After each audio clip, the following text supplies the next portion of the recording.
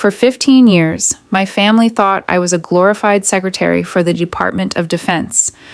To my status-obsessed parents, I was the ultimate disappointment, especially compared to my sister, who was about to marry a hotshot Army colonel. They invited me to dinner just to rub his rank in my face. They laughed at my cheap sedan and mocked my dead-end desk job. But they didn't know who I really was. And neither did my sister's arrogant fiancé, until he recognized me. The drive down Georgetown Pike toward McLean, Virginia, was always a psychological transition. As the trees grew thicker and the driveways stretched longer, hiding sprawling estates behind wrought iron gates, I felt the familiar tightening in my chest. I was 39 years old, a woman who routinely made decisions that altered the geopolitical landscape. Yet the prospect of Friday night dinner at my parents' house still made my jaw clench. I pulled my unassuming gray Volvo S60 up to the massive security gate of the Jenkins estate. The irony was never lost on me.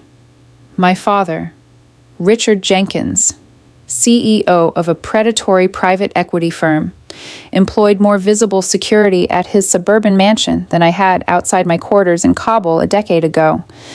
I rolled down the window and punched in the gate code. The heavy iron swung open, revealing the meticulously manicured lawns, the uplighting on the ancient oak trees, and the 6-car garage that housed my father's Porsche and my mother's Range Rover. I parked the Volvo near the edge of the circular driveway, deliberately keeping it out of the prime spots. Before stepping out, I checked my reflection in the rearview mirror. I wore a simple navy blazer, a crisp white button-down, and dark slacks. No insignia, no ribbons, no stars. To the world at large, and specifically to the people inside that house, I was Ilara Jenkins, a mid-level bureaucratic paper pusher at the Department of Defense, a GS-12, maybe GS-13 on a good day, who managed logistics spreadsheets in some windowless basement of the Pentagon. They didn't know about the Yankee White clearance. They didn't know about the years spent in the dirt in Kandahar, or the clandestine operations out of Fort Liberty. They certainly didn't know that 3 months ago, in a highly classified ceremony attended by the chairman of the Joint Chiefs, I had a second silver star pinned to my shoulders. I am Major General Ilara Jenkins, commander of a Joint Special Operations Task Force. But tonight, I was just poor Ilara. I took a deep breath, compartmentalizing the exhaustion of a 70-hour work week that had culminated in a drone strike authorization in the Horn of Africa just 12 hours prior. I stepped out of the car, grabbed the bottle of Pinot Noir I'd bought at a grocery store in Alexandria, and walked up the bluestone steps. My mother, Barbara, opened the door before I could even ring the bell. She was draped in a cream-colored Carolina Herrera cashmere sweater, a string of pearls resting at her collarbone. Her blonde hair, untouched by gray thanks to a very expensive stylist in Georgetown, was perfectly coiffed. She looked me up and down, her eyes momentarily stopping on the modest label of the wine in my hand before settling on my blazer. "Ilara, darling," she said, her tone carrying that familiar, practiced warmth that never quite reached her eyes. "You made it. And in that same jacket you wore to Thanksgiving. I see. Come in. Come in. Good to see you too." "Mom," I said, stepping into the cavernous foyer. The house smelled of expensive cedar, roasting garlic, and my mother's signature Chanel perfume. "Your father is in the study. Chloe and David should be here any minute," she said, taking the wine from me, as if handling a slightly damp rag. She handed it off to Maria, the housekeeper, with a whispered instruction that I knew meant put it in the back of the pantry, not the cellar. "How is work?" my mother asked, leading the way into the formal living room. "Still filing things, or whatever it is you do with those supply trucks?" "Still keeping busy," I replied evenly. "It's a lot of coordination." It wasn't a lie. Coordinating the insertion of Tier 1 operators behind hostile lines took quite a bit of coordination. My father walked into the room, holding a crystal tumbler of Macallan scotch. Richard Jenkins was a man who measured worth in net capital and public influence. He gave me a brief, one-armed hug, careful not to spill his drink. "Ilara," he boomed. "Good of the government to give you a Friday night off. Though, with the way our tax dollars are spent, I'm surprised you aren't all clocking out at noon." I forced a polite smile. The defense sector rarely sleeps. "Dad," he chuckled, taking a sip of his scotch. "Right. Well, wait until you hear David talk about the real military. The boy is a rising star. Full colonel at 38, he's taking over some massive command at the Pentagon. Chloe really hit the jackpot." "I'm happy for her," I said, and I meant it. Chloe was 4 years younger than me, the golden child who had followed the exact path my parents laid out for her. An Ivy League communications degree, a trendy PR firm in Washington, and now an engagement to a man with the right pedigree. "David is just so driven," my mother chimed in, fluffing a pillow on the pristine white sofa. "He understands duty, but he also understands position. It's such a shame you never found a nice officer in all your years working at the DoD. Ilara, I've always said, if you just put a little more effort into your appearance, maybe transferred out of logistics." "I like my job, Mom," I said, my voice steady, though a familiar fatigue settled behind my eyes. "Well, yes," my father interjected, waving his free hand dismissively. "Someone has to order the paperclips and boots, but David is management, strategy. He was telling me last week about his time at CENTCOM. Fascinating stuff. Classified, of course, but he gave me the broad strokes." I almost laughed. If David was giving my father broad strokes of classified CENTCOM operations, he was either inflating his clearance level or committing a federal offense. Having spent 3 years as a deputy commander at Central Command, I knew exactly how tight the leash was on actual strategic intelligence. "I look forward to meeting him," I said. Just then, the heavy oak front door opened, and a melodic, high-pitched voice echoed through the foyer. "We're here," Chloe announced. The prodigal sister had arrived, and with her, the man who supposedly represented everything I had failed to become. Chloe swept into the living room like a minor celebrity working a red carpet. She was stunning, wrapped in a fitted burgundy dress that perfectly matched her immaculate lipstick. On her left hand, a 3-carat diamond caught the light of the chandelier, practically screaming for attention. Right behind her was Colonel David Mitchell. I assessed him immediately, an ingrained habit I couldn't turn off. He was tall, athletic, with a high and tight haircut that was just a millimeter too long on top. The hallmark of a field-grade officer who spent more time in the Beltway than in the field. He wore a sharply tailored charcoal suit, a crisp French blue shirt, and a subtle but expensive Rolex Submariner. He moved with a confident, slightly arrogant swagger, the kind of swagger I usually saw in junior officers right before a combat deployment humbled them. "Mom, Dad!"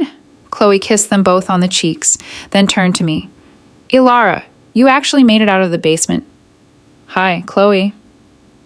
I smiled, stepping forward to give her a brief hug. "Congratulations on the engagement. The ring is beautiful." "Isn't it?" She held her hand up, admiring it. "David picked it out himself. He has amazing taste." She turned to the man beside her, linking her arm through his. "David, this is my older sister, Ilara." David extended a hand. His grip was firm, intentionally overpowering, the classic alpha male handshake. I kept my wrist locked and met his pressure perfectly, looking him dead in the eye. A flicker of surprise crossed his face before he masked it with a patronizing smile. "Nice to meet you, Ilara," he said, his voice a deep, practiced baritone. "Chloe tells me you work over at the DoD." "I do.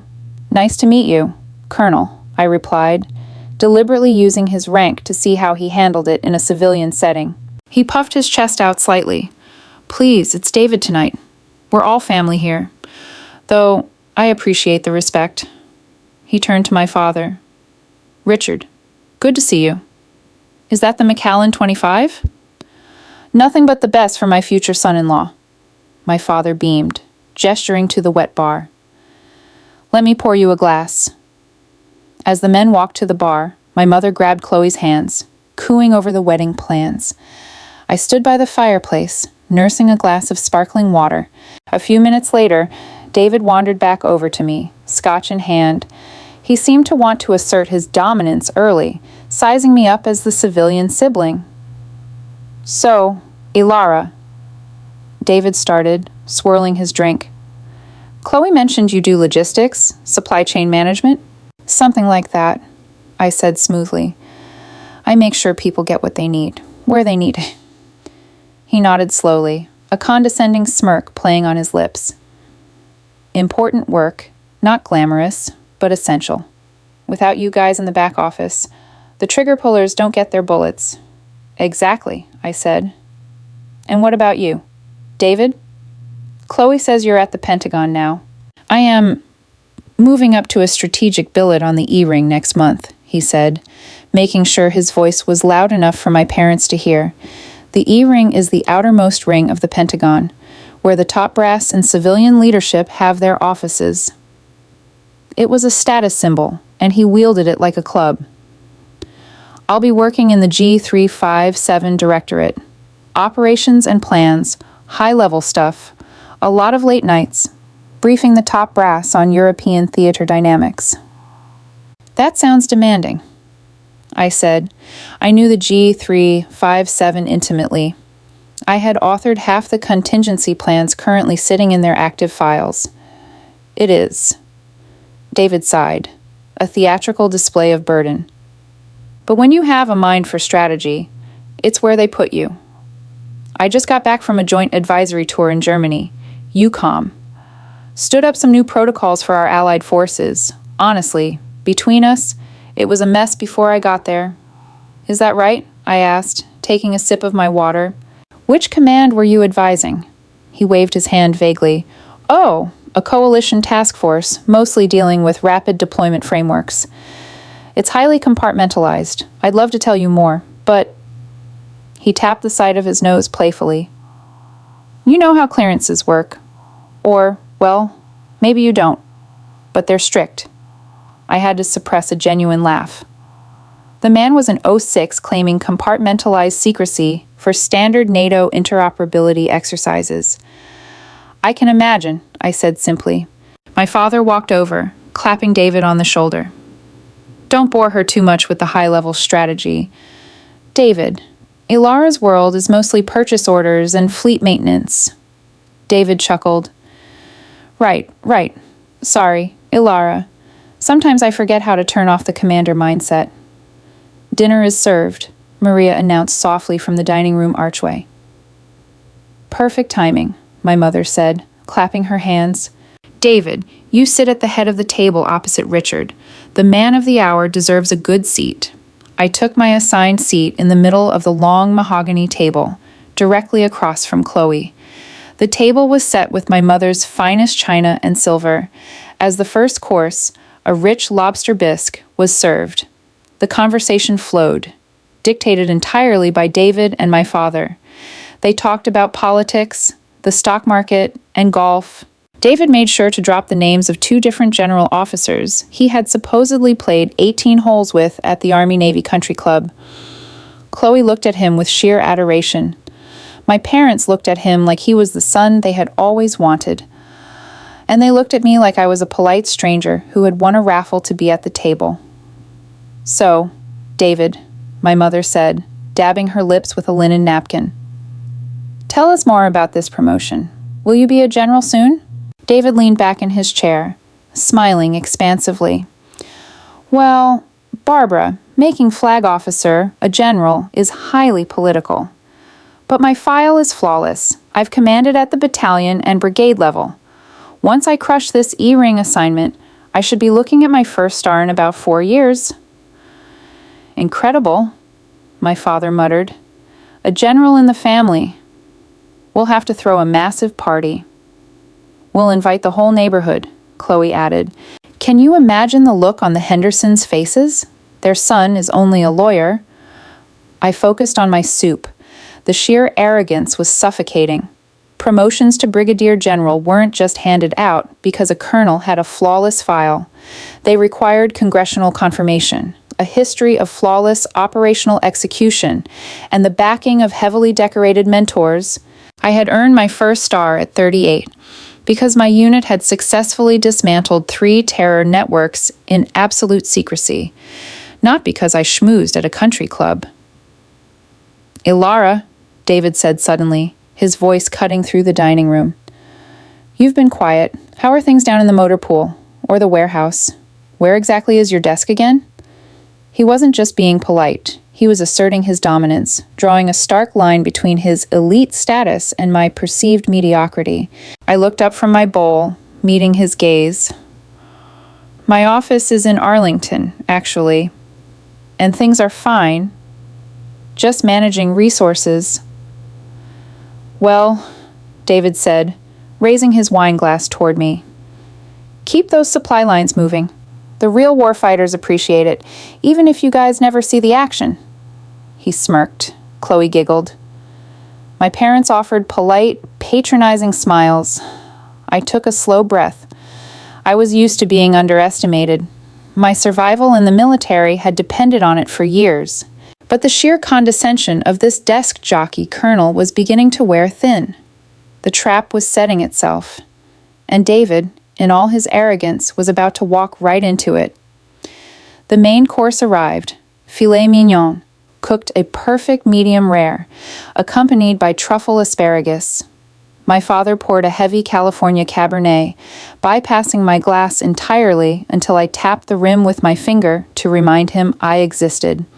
The wine began to loosen David's tongue further. He was clearly enjoying the captive audience of my parents, who hung on his every word.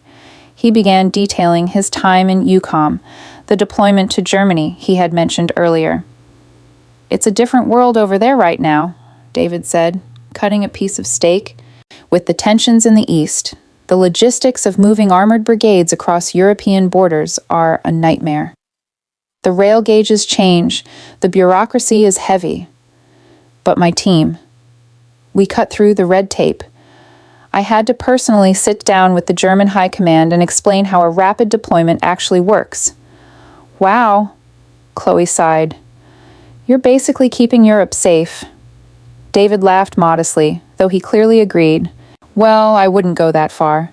But without my advisory group, the 173rd Airborne would have been stranded in Bavaria during the winter exercise. I had to pull strings with the Air Force to get C-17s rerouted from Ramstein. I stopped chewing. I put my fork down. I knew about that winter exercise, Operation Iron Resolve. It wasn't just a standard drill, it was a highly classified joint readiness test that fell under a broader umbrella of JSOC support operations. The 173rd Airborne was the cover unit. The real assets moving that week were Tier 1 operators heading to the Ukrainian border. And the C-17 reroute he was talking about? That wasn't a logistical miracle negotiated by an advisory colonel. That was an emergency airlift ordered directly by my command because a storm had grounded our rotary wing assets. David was taking credit for a 4-star authorized movement, spinning a classified operational bottleneck into a personal anecdote to impress his future in-laws.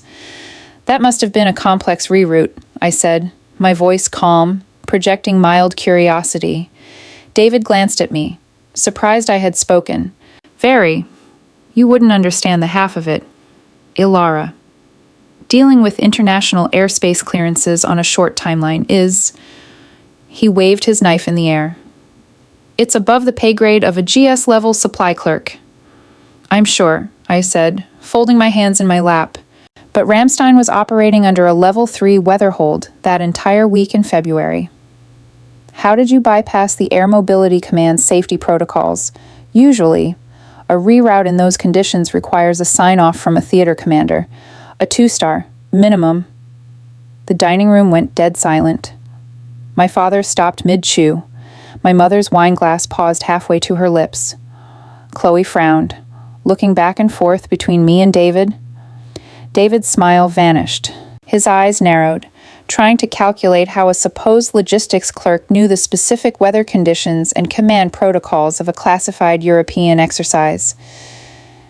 It was an exceptional circumstance. David stammered slightly, recovering his baritone quickly. We had operational necessity. I drafted the waiver, and the theater commander rubber-stamped it based on my recommendation. Interesting, I replied, keeping my face entirely impassive, because I heard the airlift was pushed through by a JSOC task force commander out of Fort Liberty. Something about a rotary wing grounding, not an advisory group. A flash of genuine panic crossed David's face. What I had just said was classified top secret SCI. If he acknowledged it, he was confirming classified intel in an unsecure environment. If he denied it, he risked looking like a liar. He opted for aggressive defense. Where are you getting your information, Ilara? He snapped, his tone suddenly hard, losing the friendly future brother-in-law facade. Because you sound like you're reading internet conspiracy forums, or maybe listening to barracks rumors from truck drivers.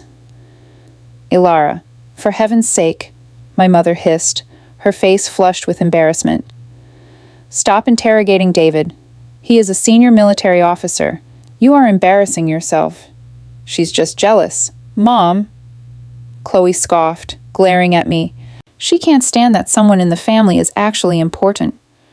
I'm not interrogating him, I said smoothly, leaning back in my chair. I just find military logistics fascinating, especially when they involve C-17s in Level 3 storms. My mistake. David, I must have misremembered the report. David's chest heaved slightly, adjusting his suit jacket. It's fine, he said, though his voice was tight. Just stay in your lane. Ilara, there are things happening at my level that you simply don't have the clearance or the operational context to understand. I'd hate for you to get in trouble at work for repeating things you clearly don't grasp. You're right, I said, offering a small, placating smile. I'll try to stay in my lane. Good. My father grunted, pointing his fork at me. David is on the fast track. Ilara, you should be taking notes, not asking silly questions, trying to sound smart. Maybe if you showed half his initiative, you wouldn't be stuck in a basement. I'll keep that in mind. Dad. The tension at the table slowly dissipated as my mother expertly changed the subject to the floral arrangements for the wedding.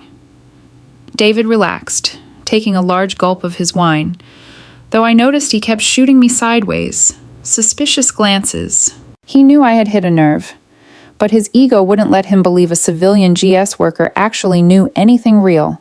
He likely convinced himself I had just gotten lucky with a wild guess, or overheard something at a water cooler in Arlington. The rest of the dinner was agonizing.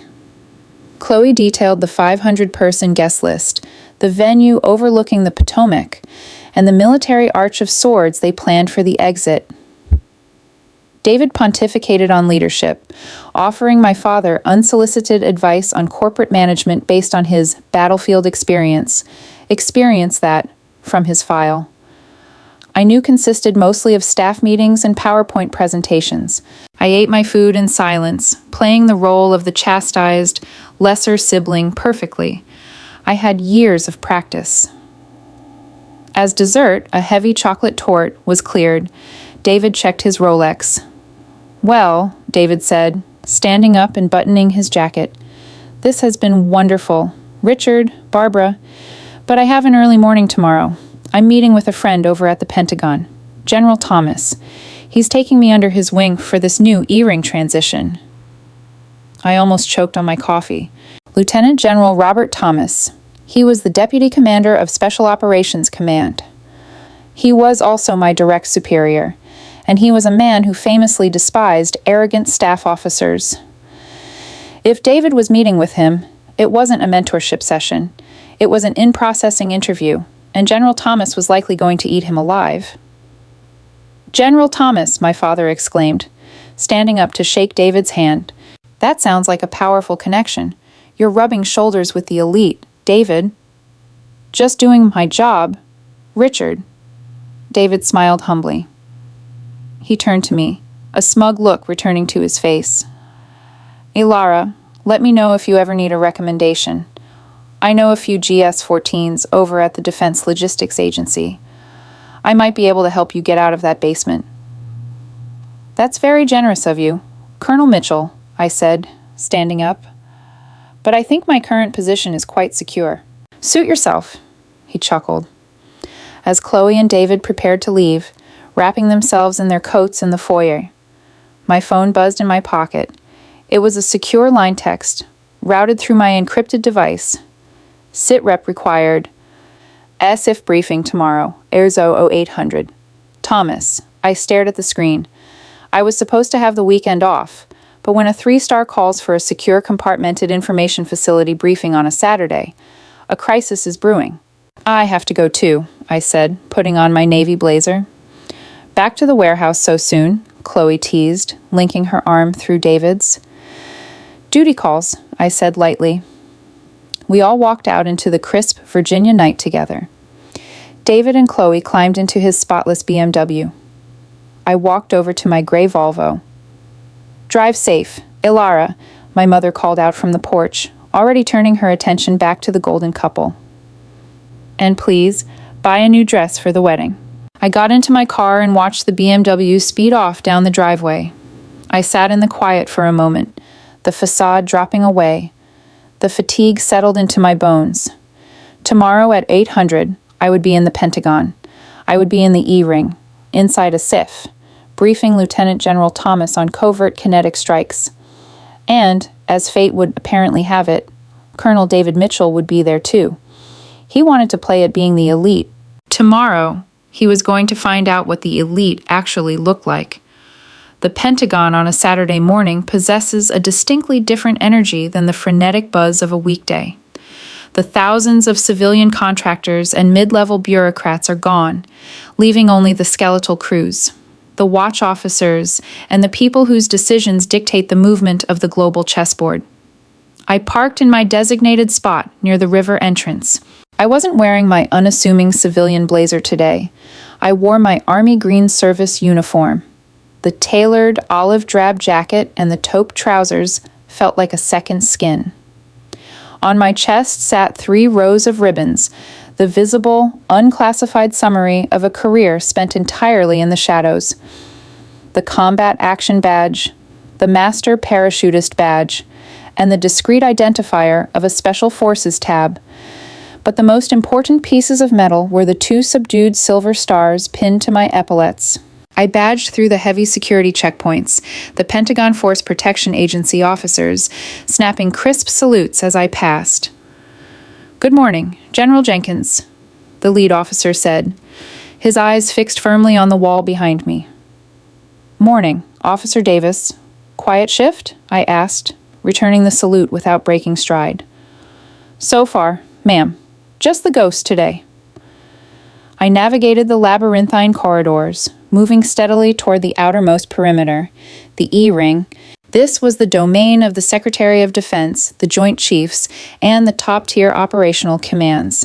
I walked past the polished wooden doors of the various service chiefs, the portraits of past generals watching me from the walls, until I reached the heavily reinforced steel door of the Joint Special Operations Command, JSOC, Liaison Office. It wasn't a standard office, it was a SIF, a secure compartmented information facility. To the uninitiated, it looked like a bank vault. Inside, it was a bubble impenetrable to electronic surveillance, insulated from the outside world by feet of steel, copper mesh, and acoustic dampening materials.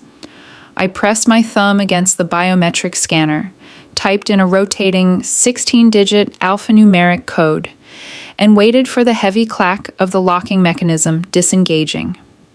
I pulled the vault door open and stepped into the sterile, fluorescent-lit antechamber. General on deck!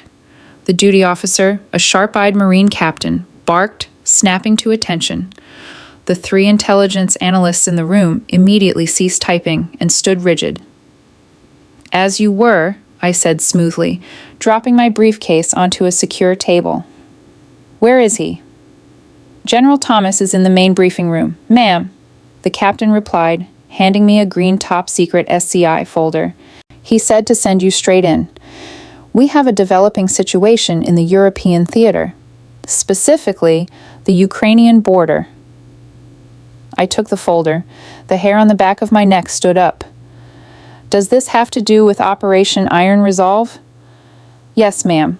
The C-17 reroutes from last February. My blood ran cold. The exact operation David had been bragging about over my parents' prime rib last night. I walked past the analysts and opened the second interior door to the main briefing room. Lieutenant General Robert Thomas stood over a large digital tactical map that dominated the center of the room. Thomas was a legend in the special operations community. He had a face like a weathered cinder block, pale blue eyes that missed absolutely nothing, and a voice that sounded like gravel being crushed in a diesel engine. We had deployed together to Fallujah in Mo 4 when I was a raw captain and he was a battalion commander. We trusted each other implicitly. Ilara, Thomas said, not looking up from the map. Glad you could make it. Hope I didn't ruin a relaxing weekend. You know I don't relax, sir, I replied, stepping up to the opposite side of the digital table. I looked down at the glowing red and blue icons clustered near the Polish-Ukrainian border. What's the situation? Thomas tapped a specific red cluster on the screen. You remember the weather hold on our rotary wing assets during Iron Resolve? When we had to pivot and use AMC transport to push your Tier 1 guys to the insertion point. Vividly, I said. The storm grounded the Blackhawks. We utilized heavy airlift out of Ramstein to ensure the operational window didn't close. We routed them through a dark corridor to avoid Russian SIGINT. Right, Thomas growled, his jaw tightening. Except we didn't avoid them. We've just received an intelligence dump from a British GCHQ intercept. The Russians tracked the entire movement. They know exactly where your boys are operating right now. I gripped the edge of the table, my knuckles turning white. How? That flight path was cloaked. Air Mobility Command locked the transponders down to 0 emissions. Because, Thomas said, tossing a piece of paper across the digital table. The administrative waiver that authorized the flight path bypass was filed improperly.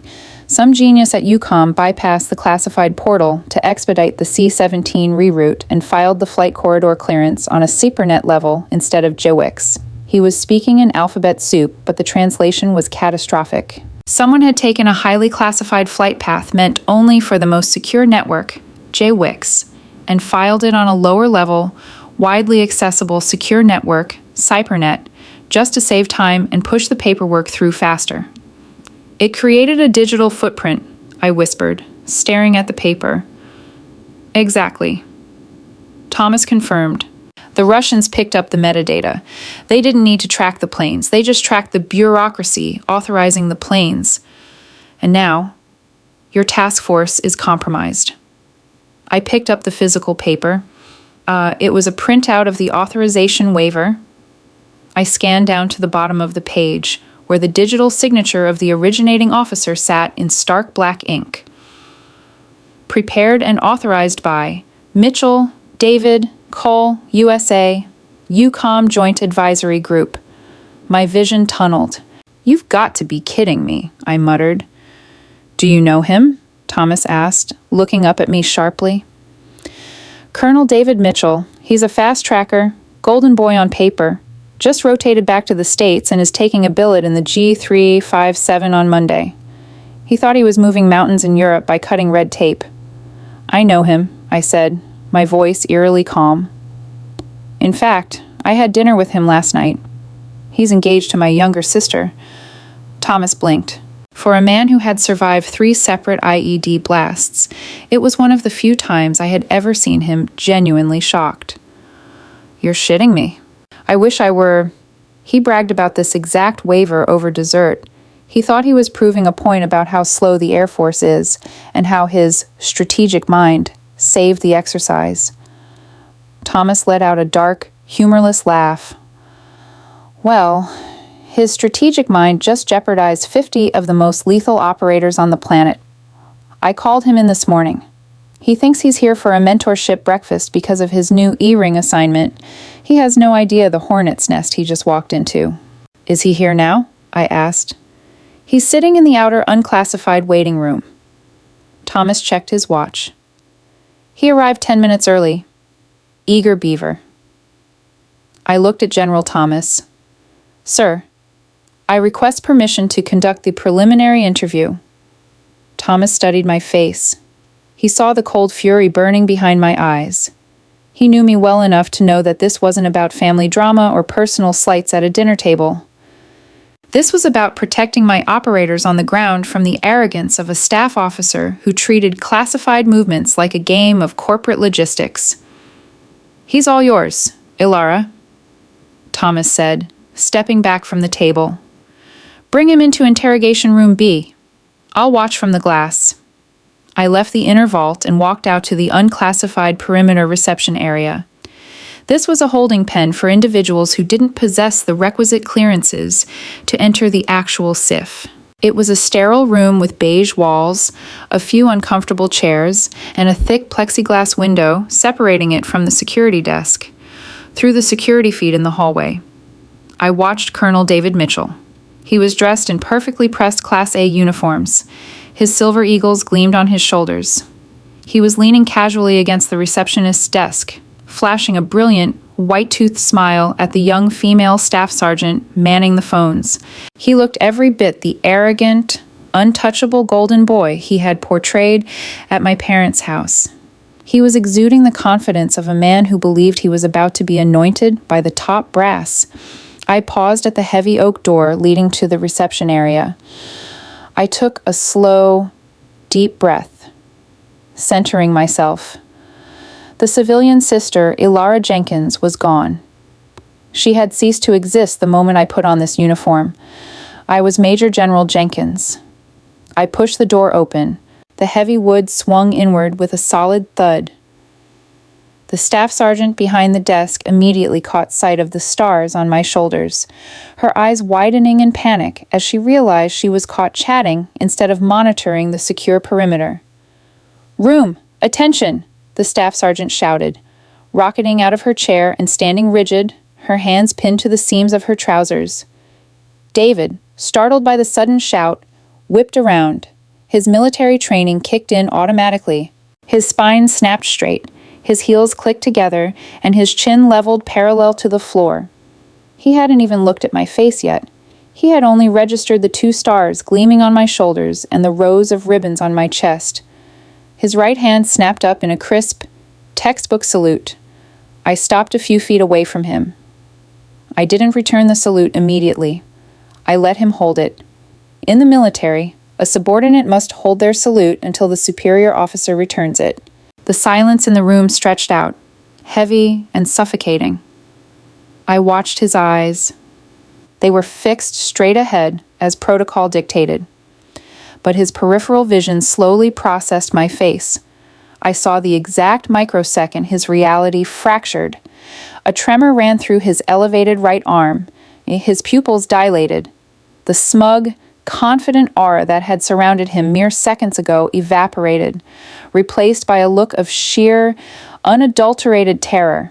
He blinked once, rapidly, as if trying to reboot his brain, desperately hoping that the 39-year-old woman standing before him was a hallucination brought on by stress.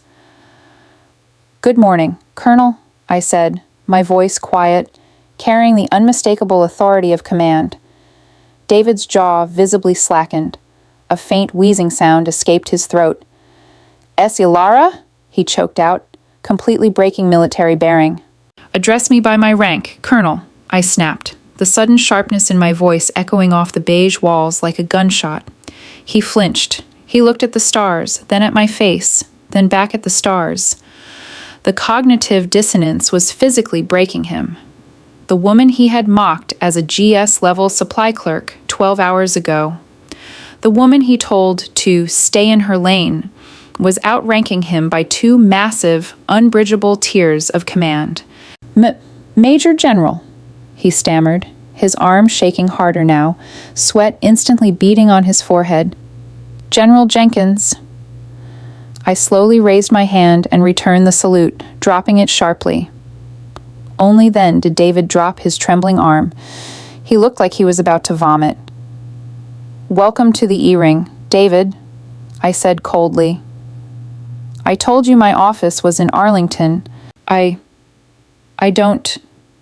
He looked around wildly, glancing at the staff sergeant who was staring straight ahead, pretending not to witness the career-ending meltdown of a full bird colonel. "How? Your parents said..." "You manage supply trucks." "My parents see what I allow them to see. I manage joint special operations task forces," I corrected him, stepping closer so that I was invading his personal space. I dropped my voice to a lethal whisper.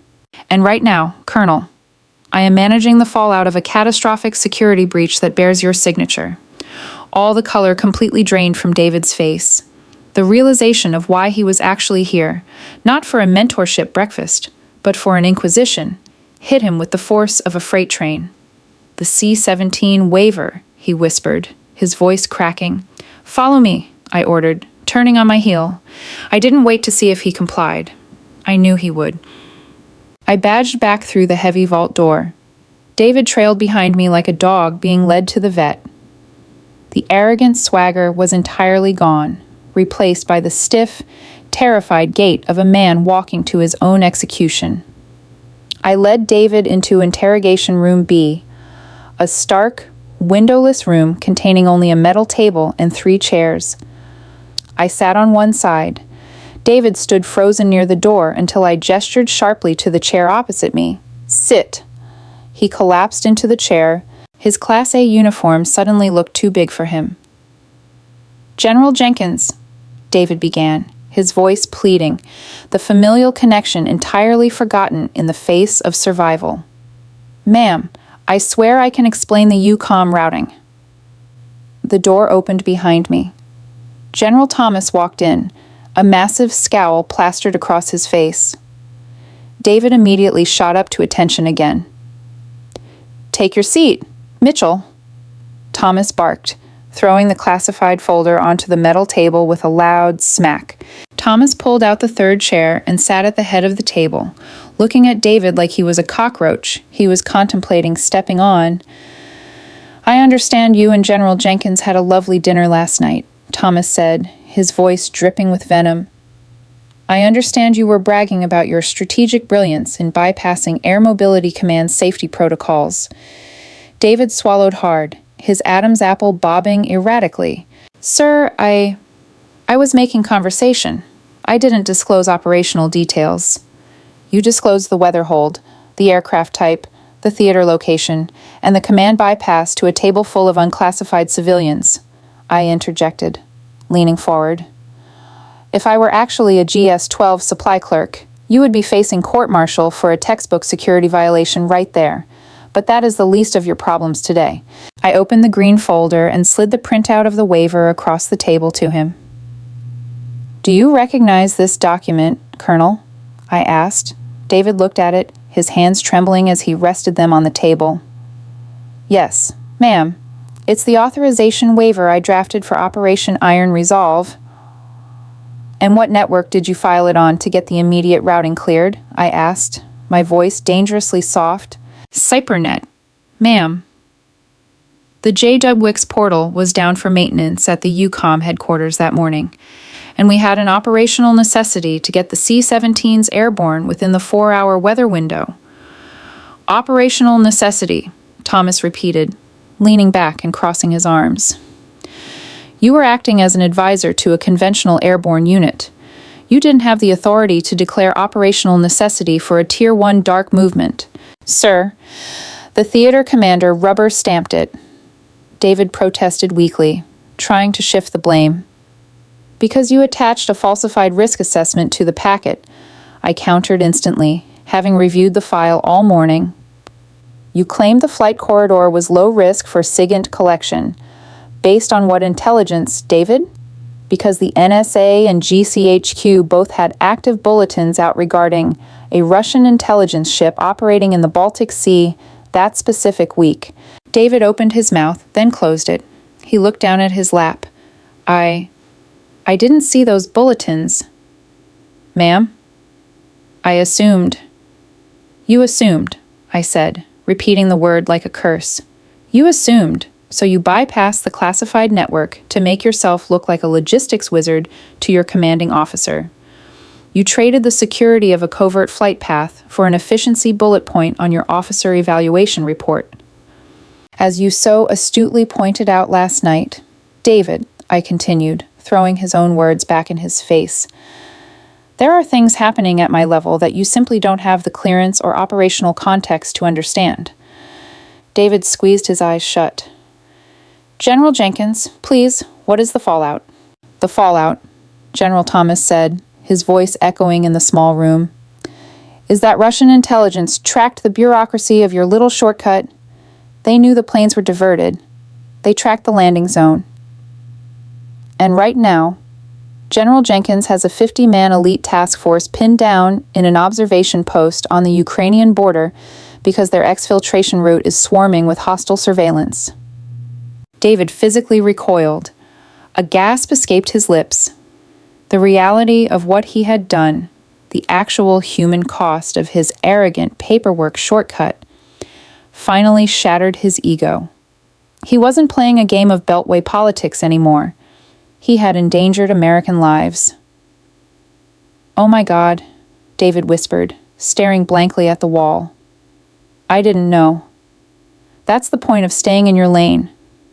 Colonel, I said coldly, when you play fast and loose with strategic assets to pad your resume, you get people killed.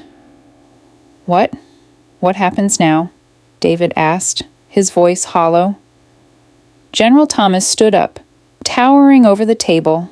What happens now is that your assignment to the G357 is rescinded, effective immediately. You are being flagged for a full security review by the Defense Counterintelligence and Security Agency. You will surrender your E-ring badge to the staff sergeant outside. You will be reassigned to a windowless desk at Army Cyber Command processing FOIA requests until we determine if your actions warrant a court-martial for criminal negligence under the UCMJ. David looked utterly destroyed. A lifetime of ambition, glad-handing, and meticulous resume building, incinerated in less than 10 minutes. General Thomas, please, David begged, looking up. My career.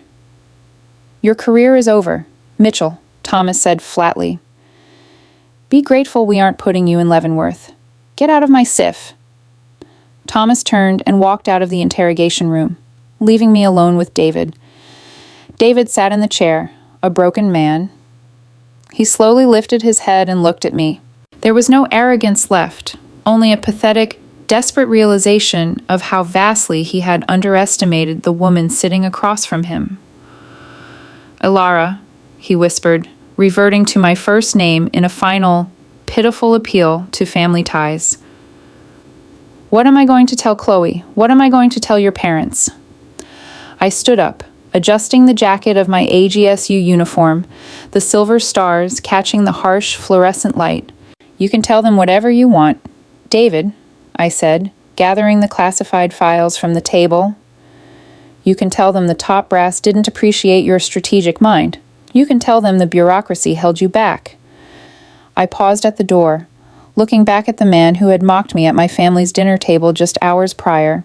But if you ever discuss my operations, my operators, or my command again, in a dining room or anywhere else, I won't just end your career. I will ensure you spend the rest of your life in a federal penitentiary. I didn't wait for his response. I stepped out of the room, letting the heavy door slam shut behind me. I had a task force to extract, and I didn't have time to waste on the shattered ego of a former fast-tracker. But as I walked back toward the main briefing room to coordinate the rescue mission with General Thomas, a small, dark part of my mind wondered how my mother was going to react when her golden future son-in-law showed up to Sunday brunch without his E-ring swagger, while her disappointment of a daughter commanded the ghost fleets of the American military. I walked back into the main briefing room of the SIF, my mind instantly compartmentalizing the pathetic display I had just left behind in Interrogation Room B. Colonel David Mitchell was no longer my concern. He was a problem for Army Cyber Command and the Defense Counterintelligence and Security Agency now. My only concern was the 50 elite operators whose lives he had bartered away for a line on his resume. General Thomas was already bent over the digital tactical table, flanked by 3 JSOC intelligence analysts. The room hummed with the quiet, intense energy of a crisis in motion. "Sit rep," I ordered, stepping up to the map. "We've got a live feed from an MQ-9 Reaper orbiting at 30,000 feet, Thomas said, pointing to a grainy, black and white infrared video stream illuminating a secondary monitor. Spartan 4 is pinned down in a heavily wooded ravine, roughly 2 miles from the extraction zone. We are tracking 2 mechanized units and a squad of what looks like Russian GRU Spetsnaz closing a perimeter around them." I studied the digital map, watching the red hostile icons slowly enveloping the single blue cluster. They intercepted the CyPRNet flight waiver. They know the exfiltration window and the LZ. "Exactly," Thomas growled. "The MH-47 Chinook assigned to pick them up is holding in a holding pattern 50 miles out. But if it flies into that LZ, it's going to get swatted out of the sky by man-portable air defense systems. We have 25 minutes before Spartan 4 is completely overrun." "Communications?" I asked, looking at the lead communications officer. "Spotty, General." The Air Force major replied, "The Russians are throwing out heavy localized jamming. We're getting intermittent burst transmissions from Spartan 4's actual. He says they are taking small arms fire and have 2 walking wounded. They can't break out without heavy air support. We can't drop kinetic strikes this close to the border without sparking an international incident," Thomas muttered, rubbing his jaw. "But if we leave them there, they're dead." I stared at the topographical lines of the ravine, my brain rapidly calculating time, distance, and the rigid rules of engagement. I needed a distraction. Something massive enough to pull the Russian mechanized units away from the ravine, but non-lethal enough to avoid starting World War III. "Major," I said, my voice cutting through the tension in the room. "Do we have any electronic warfare assets in the European theater that can reach that airspace in 10 minutes? The major typed frantically on his keyboard. "We have a Navy EA-18G Growler currently conducting a routine patrol over the Baltic Sea. I can reroute them, but it'll be tight."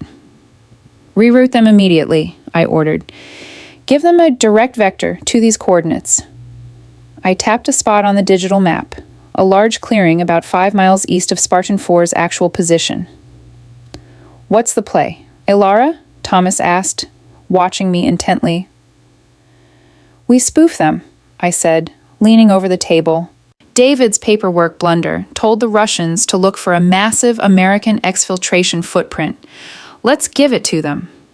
Have the Growler dump every piece of localized jamming it has right over that empty clearing.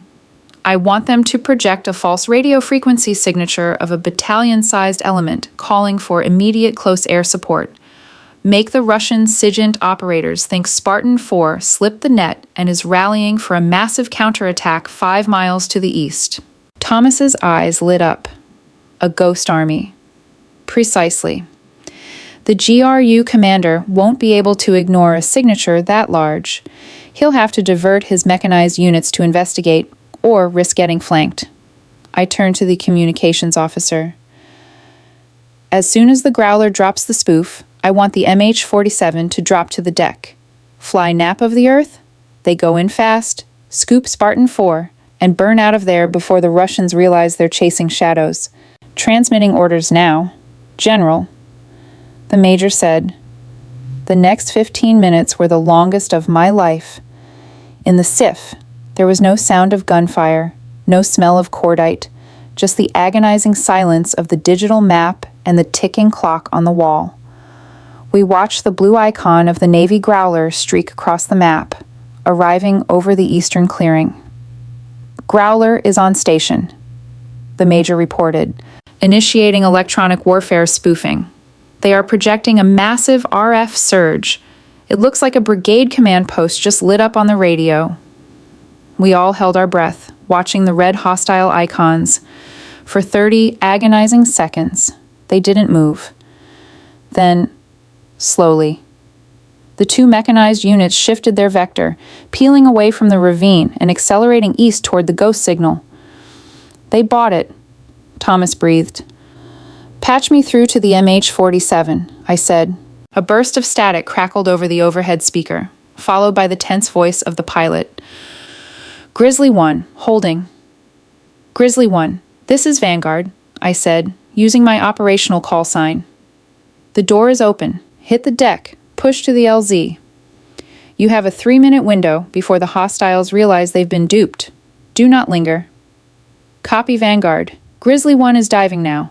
Pushing to LZ. We watched the green icon of the helicopter sweep low across the topographical map. It hovered over the blue cluster for exactly 90 seconds. I could almost hear the chaotic scramble on the ground, the operators dragging their wounded up the ramp as the twin rotors kicked up a hurricane of dirt and debris. "Vanguard, this is Grizzly 1. The radio crackled. "We have the package. Spartan 4 is secure. 2 wounded. Stable. We are RTB." A collective exhale rushed through the SIF. The analysts slumped in their chairs. General Thomas let out a heavy sigh, bracing his hands on the digital table. "Good call, Ilara," Thomas said quietly, looking at me. "Brilliant tactical misdirection." "It shouldn't have been necessary, sir," I replied, the adrenaline slowly receding, leaving behind a cold, hard anger. 50 of our best men almost died in the dirt today because a desk jockey wanted to feel important. "I know," Thomas said. "Mitchell's security clearance is officially suspended as of 5 minutes ago. He's being escorted off the Pentagon reservation. He's done." I looked at the map one last time, watching the green icon of the helicopter safely cross back into friendly airspace. I had saved my team. I had done my job. But as I packed my briefcase to leave the Pentagon, I knew the real fallout was only just beginning. Because while Colonel David Mitchell's military career was over, he still had to go home and face my family, and David, with his insatiable ego, was never going to tell them the truth. By Wednesday evening, I was back in my civilian persona. I sat in my quiet, sparsely decorated apartment in Alexandria, wearing sweatpants and an old college t-shirt, nursing a mug of herbal tea. My encrypted work phone sat silent on the counter. The world was relatively stable. Then, my personal cell phone rang. The screen flashed Mom. I took a sip of my tea, braced myself, and swiped to answer. "Hi, Mom." "Ilara!" My mother's voice came through, shrill and trembling with artificial outrage. "Have you spoken to David? Have you heard what those absolute monsters at the Pentagon did to him?" I suppressed a deeply cynical smile. "No. Mom, I've been busy at work. What happened to David?" "It's a travesty," she cried. "A complete miscarriage of justice. They rescinded his promotion. Ilara, that strategic position on the E-ring, they gave it to someone else, and they transferred him to some horrible, windowless office at Fort Meade Processing. What did he call it?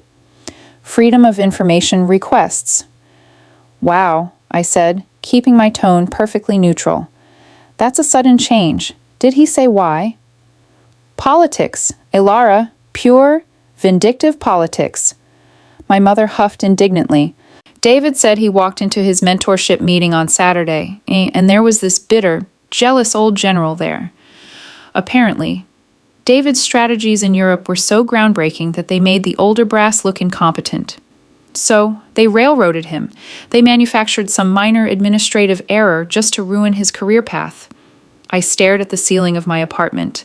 Minor administrative error. He had nearly gotten 50 Tier 1 operators slaughtered, and he had spun it into a narrative of martyrdom. The sheer audacity of the man was almost impressive. "That sounds incredibly frustrating for him," I said. "Frustrating? It's devastating," my mother wailed.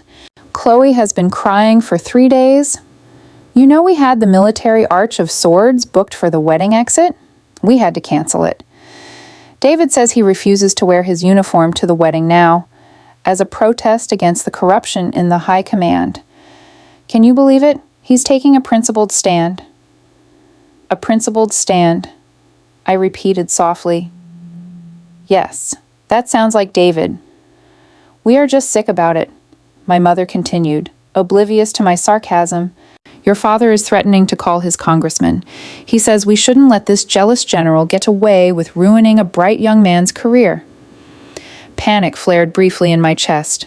If my father actually called a congressman to complain about General Thomas and the JSOC security review, he would open a Pandora's box that would embarrass the family on a national scale.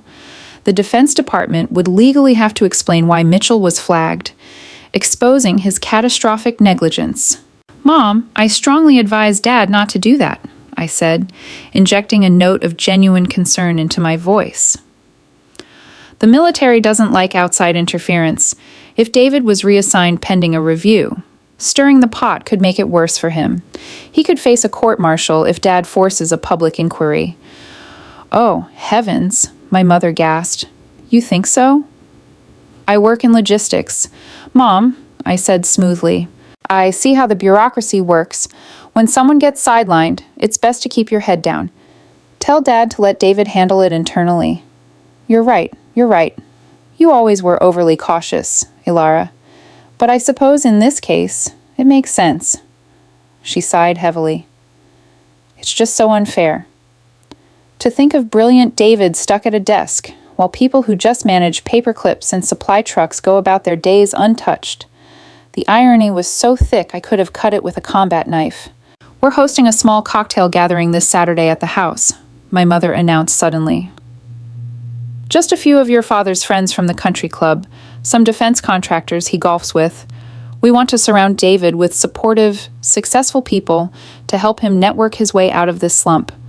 If the military doesn't want him, the private sector will pay him millions. You should come. Ilara. A cocktail party to cheer up David? I asked. Yes.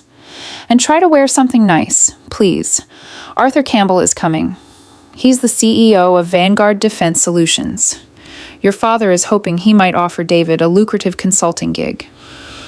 I nearly dropped my mug. Arthur Campbell wasn't just a defense CEO. He was a retired 4-star Army general. He was also the man who had pinned my first silver star on my collar 5 years ago. He knew exactly who I was. And he knew exactly how much power I wielded. I wouldn't miss it. Mom, I said, a slow, predatory smile spreading across my face. I'll see you on Saturday. Saturday evening arrived with unseasonable warmth. The Jenkins estate was in full operational mode. Valets in crisp white shirts hustled cars up and down the circular driveway. The backyard patio was transformed into an upscale cocktail lounge, complete with a jazz trio, floating pool lights, and a full-service bar pouring premium liquor. I arrived precisely at 7, pulling my gray Volvo past a line of Mercedes and Bentleys. I had taken my mother's advice to heart. I wasn't wearing my usual unassuming blazer. I wore a tailored, emerald green silk dress that draped perfectly, paired with understated but expensive diamond studs. I looked the part of a Jenkins, even if they still viewed me as the family failure. I walked onto the patio and immediately spotted the guest of honor. David was holding court near the fire pit, a glass of expensive bourbon in his hand. He was out of uniform, wearing a bespoke Navy suit, but he was laying the military charm on thick. He was surrounded by 3 wealthy, older men, my father's golfing buddies, who were hanging on his every word. Chloe stood next to him, forcing a radiant smile, though the strain around her eyes was evident. I grabbed a glass of champagne from a passing waiter and positioned myself near a towering oak tree, perfectly content to observe from the shadows. It's systemic cowardice, gentlemen, David was saying, his baritone voice carrying over the soft jazz music. The current military leadership is terrified of innovation. I went into EUCOM and completely rewrote their rapid deployment doctrine. I saved them millions of dollars and weeks of logistical delays. One of the men, a prominent real estate developer, shook his head sympathetically. And they punished you for it. Mitchell? Typical government bureaucracy. They hate anyone who disrupts the status quo. Exactly, Richard. David nodded solemnly, taking a sip of his bourbon. I stepped on the toes of a very senior, very outdated general. He saw my command presence, realized I was gunning for his E-ring slot, and he manufactured a security violation to protect his own pension. Disgraceful, another man muttered. You're better off in the private sector. Son, with your strategic mind, you'll be a VP at Lockheed or Raytheon in a year. That's the plan. David smiled smugly. I'm exploring my options. I simply refuse to serve under a command structure that punishes proactive leadership. It was a masterclass in narcissistic delusion. He had convinced himself that he was the victim. He had rewritten reality so thoroughly that he genuinely believed his own lies. Ilara! I turned to see my mother approaching, a pinched expression on her face. She looked me up and down, slightly surprised by the silk dress, but quickly recovered her usual condescension. Well, you clean up nicely for once, she remarked. Are you just going to hide over here by the tree? Go mingle. Just try not to talk too much about the motor pool, okay?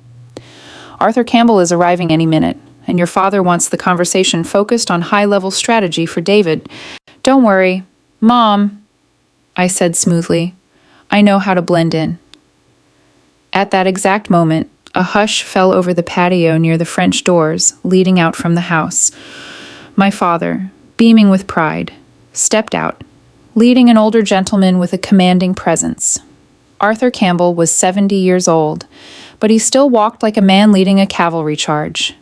He wore a sharp black suit, his silver hair perfectly cropped. He exuded an aura of absolute authority that made even the wealthiest men on the patio unconsciously stand a little straighter. Everyone, my father announced loudly. I am thrilled to introduce a very dear friend and a true American hero, retired four-star general and current CEO of Vanguard Defense, Arthur Campbell. Polite applause rippled across the patio. David practically vibrated with excitement. He handed his bourbon to Chloe, straightened his tie, and began navigating through the crowd like a shark smelling blood in the water. This was his target. This was the man who was going to validate his victim narrative and hand him a golden parachute into the corporate world. I stayed by my tree, taking a slow sip of champagne. Arthur, so glad you could make it, my father said, clapping the older man on the shoulder. I want to introduce you to someone very special. My future son-in-law, David Mitchell. He's a colonel in the Army, recently returned from a highly successful tour in Europe. David stepped up, extending a firm hand, turning on his most winning, deferential smile. An absolute honor to meet you, General Campbell. I've studied your armored cavalry tactics from Desert Storm. Brilliant work, sir. Arthur Campbell took David's hand, but his eyes were flat and unreadable. He gave a single, perfunctory pump and released his grip. Colonel Mitchell, David here is actually looking to transition into the private sector. My father chimed in enthusiastically. He's had some friction with the current top brass. They don't seem to appreciate forward-thinking strategy these days. We were hoping you two might connect. David puffed out his chest slightly. Yes, sir. I've found that the current command structure is incredibly resistant to streamlined logistical deployment. I stepped on a few toes trying to modernize the European theater, and unfortunately, politics got in the way of progress. I'm looking for an organization that values aggressive problem solving. Campbell stared at David for a long, agonizing moment. The silence was palpable. David's smile faltered slightly under the weight of the four-star's piercing gaze. Is that so? Colonel, Campbell said, his voice a low, rumbling gravel. You modernized the European theater? I did my best, sir, David said, adopting a tone of humble martyrdom. Campbell didn't reply immediately. Instead, his eyes drifted past David, scanning the crowd on the patio. He looked past the real estate developers, past my anxious mother, past Chloe. His eyes locked onto me, standing quietly in the shadows near the oak tree. Suddenly, Arthur Campbell's stern expression broke into a wide, genuine smile. He completely turned his back on David, a devastating social snub in military circles, and pushed his way through the crowd toward me. "I'll be damned," Campbell boomed, his voice echoing across the sudden silence of the patio. "They told me you were in town, but I didn't believe they could pry you out of the vault." The entire party turned to stare. My mother's jaw dropped. My father looked utterly bewildered. David spun around, his face suddenly turning a sickly shade of gray as he realized who Campbell was walking toward. Campbell stopped in front of me, planting his feet shoulder-width apart. In front of my parents, in front of the wealthy elite of McLean, Virginia. The retired four-star general, a man who commanded defense budgets larger than the GDP of small nations, snapped sharply to attention. And then he executed a flawless, textbook salute. "Good to see you, Major General Jenkins," Campbell said loudly. I set my champagne glass down on a nearby table, my face impassive, and returned the salute with perfect precision. "Good to see you too, General Campbell," I replied calmly. A collective gasp echoed across the patio. Chloe dropped David's glass of bourbon. It shattered on the flagstone, but in the deafening silence that followed, no one even looked down. The silence on the patio was absolute. It was a thick, suffocating vacuum that seemed to suck the oxygen right out of the Virginia evening air. The jazz trio in the corner had abruptly stopped playing mid-measure, the bassist's hand hovering frozen over his instrument. "At ease, General," Campbell said, his eyes crinkling at the corners as a warm, genuine smile broke through his intimidating facade. I dropped my hand, the tension leaving my shoulders. "It's a surprise to see you here, sir. I didn't realize you ran in the McLean Country Club circles." "I don't, usually," Campbell rumbled, grabbing 2 glasses of champagne from the tray of a paralyzed waiter and handing one to me.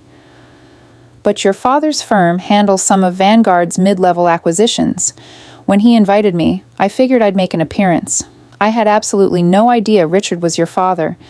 You never mentioned him." "We keep our professional and personal lives entirely compartmentalized," I said smoothly, taking a sip of the champagne. "I can see that." Campbell chuckled, shaking his head in disbelief. Slowly. The paralysis gripping the rest of the patio began to break. My father was the first to physically react. He pushed past the frozen form of David Mitchell, his face a mask of profound, unadulterated confusion. "Arthur," my father stammered, his eyes darting frantically between the retired four-star and me. "Arthur. What? What did you just call her?" Campbell turned to my father, his bushy eyebrows rising in surprise. "I called her by her rank, Richard, Major General, though, given the kinetic operational tempo she's been running out of JSOC lately, I wouldn't be surprised if they pin a 3rd star on her before she hits 45. My mother pushed her way to the front of the crowd, clutching her pearls so tightly I thought the string might snap. A general? Arthur. There must be some mistake. Ilara works in a basement. She does logistics. She manages supply trucks for the Department of Defense. She's a GS something." Campbell looked at my mother, then at my father, and finally let out a booming, chest-deep laugh that echoed across the manicured lawns. "Logistics? Supply trucks?" Campbell wiped a tear from his eye. "Barbara, Richard, your daughter is the commander of a Joint Special Operations Task Force. She is one of the most lethal, highly decorated strategic minds in the United States Armed Forces. I personally pinned her first silver star on her collar after she orchestrated the takedown of a high-value terror network in Kandahar while taking active fire."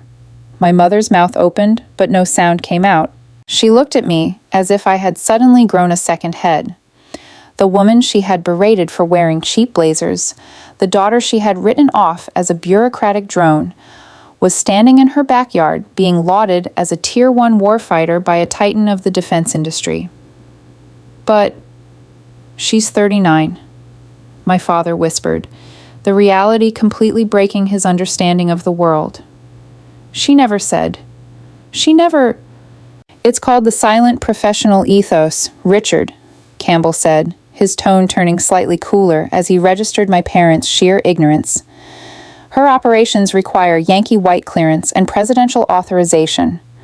She couldn't tell you what she does, even if she wanted to. But I assure you, she doesn't order paperclips. A murmur rippled through the assembled crowd of wealthy defense contractors and real estate moguls. They were looking at me with a sudden, intense reverence. In their world, access to power was everything, and they had just realized that the most powerful person in the zip code wasn't the billionaire CEO, but the quiet daughter standing by the oak tree. Wait. Chloe's voice pierced the murmur. She stepped forward, her face pale, her eyes wide with panic. She grabbed David's arm, pulling him slightly forward.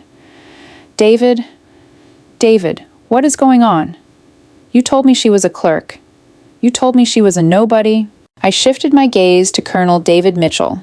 He looked like a man standing on the gallows, watching the executioner pull the lever. His perfect bespoke suit seemed to hang loosely on his frame.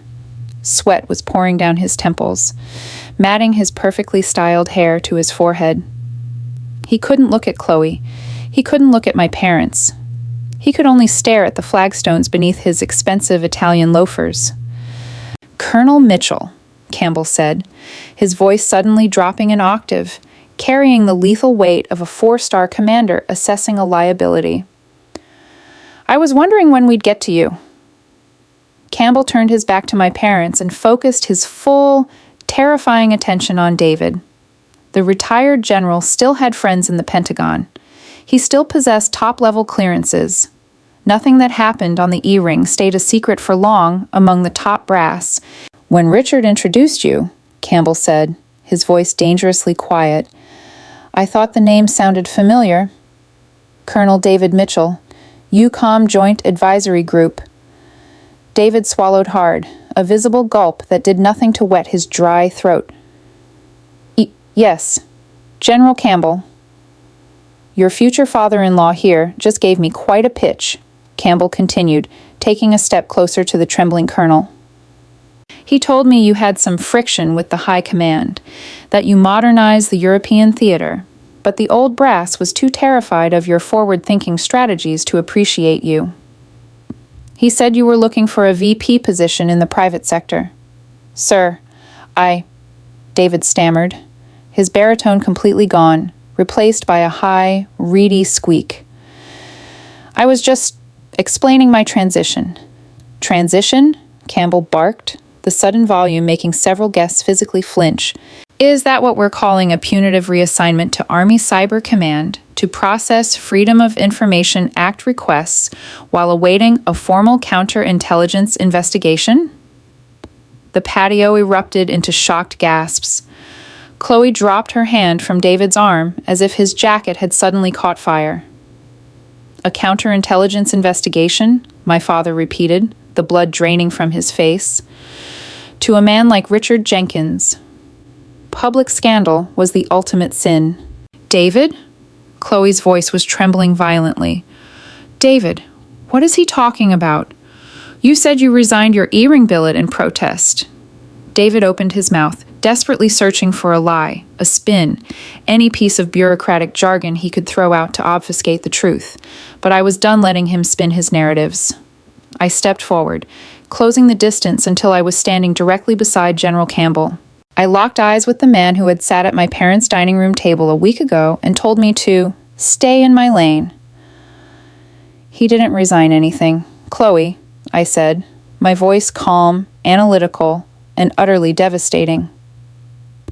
He was escorted off the Pentagon reservation by military police. Elara, please, David whispered, his eyes begging me. It was pathetic. It's classified. You can't. The operational details are classified. Colonel, I interrupted, my tone icy. Your gross negligence is not. Shall I explain to my father's friends at Lockheed and Raytheon exactly what kind of forward-thinking strategy you employ? I didn't wait for his permission.